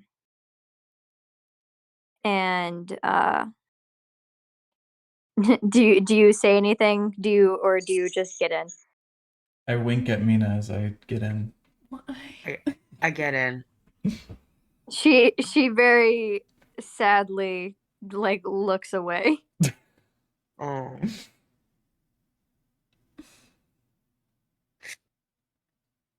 She actually notices the ring on your finger and Oh, says, yeah. "Where'd you get that?" Oh, just found it laying around. She says, I wish I could have used that ring to soften up the king. That's Argon's ring." Oh. And Oh. then she just kind of looks off and she says, you guys don't know what I'm talking about, but I'm confused right now." And she tells the carriage person to like start going. Are Doc and Valerie still like hurt? Are you guys Doc still healed hurt? me. I at least healed Valerie. I probably have started healing myself. Okay, cool. When you guys arrive back to the castle, there is a very happy Dahlia, and she says, "What did you guys do today?" Hey, princess. Hey, We had a great time. where were you? Mina wouldn't tell me. Picnic. Oh, wait. Oh, did you guys bring me leftovers? It was Yeah, so I think Guy good. has it. Guy has some No. leftovers for you. It was so good that we ate Do it you all. have any but- allergies? But oh, I'm Do allergic you to have any peanuts. it was all Peanuts. peanuts. I'm Oh. sorry. We can't Peanuts. give it to you. She smiles and she says, "You guys are so considerate." Yeah, Um, we would have invited you, but it was all peanuts. You Yeah, ever heard of a peanut picnic Yeah, we before? love to have peanut picnics.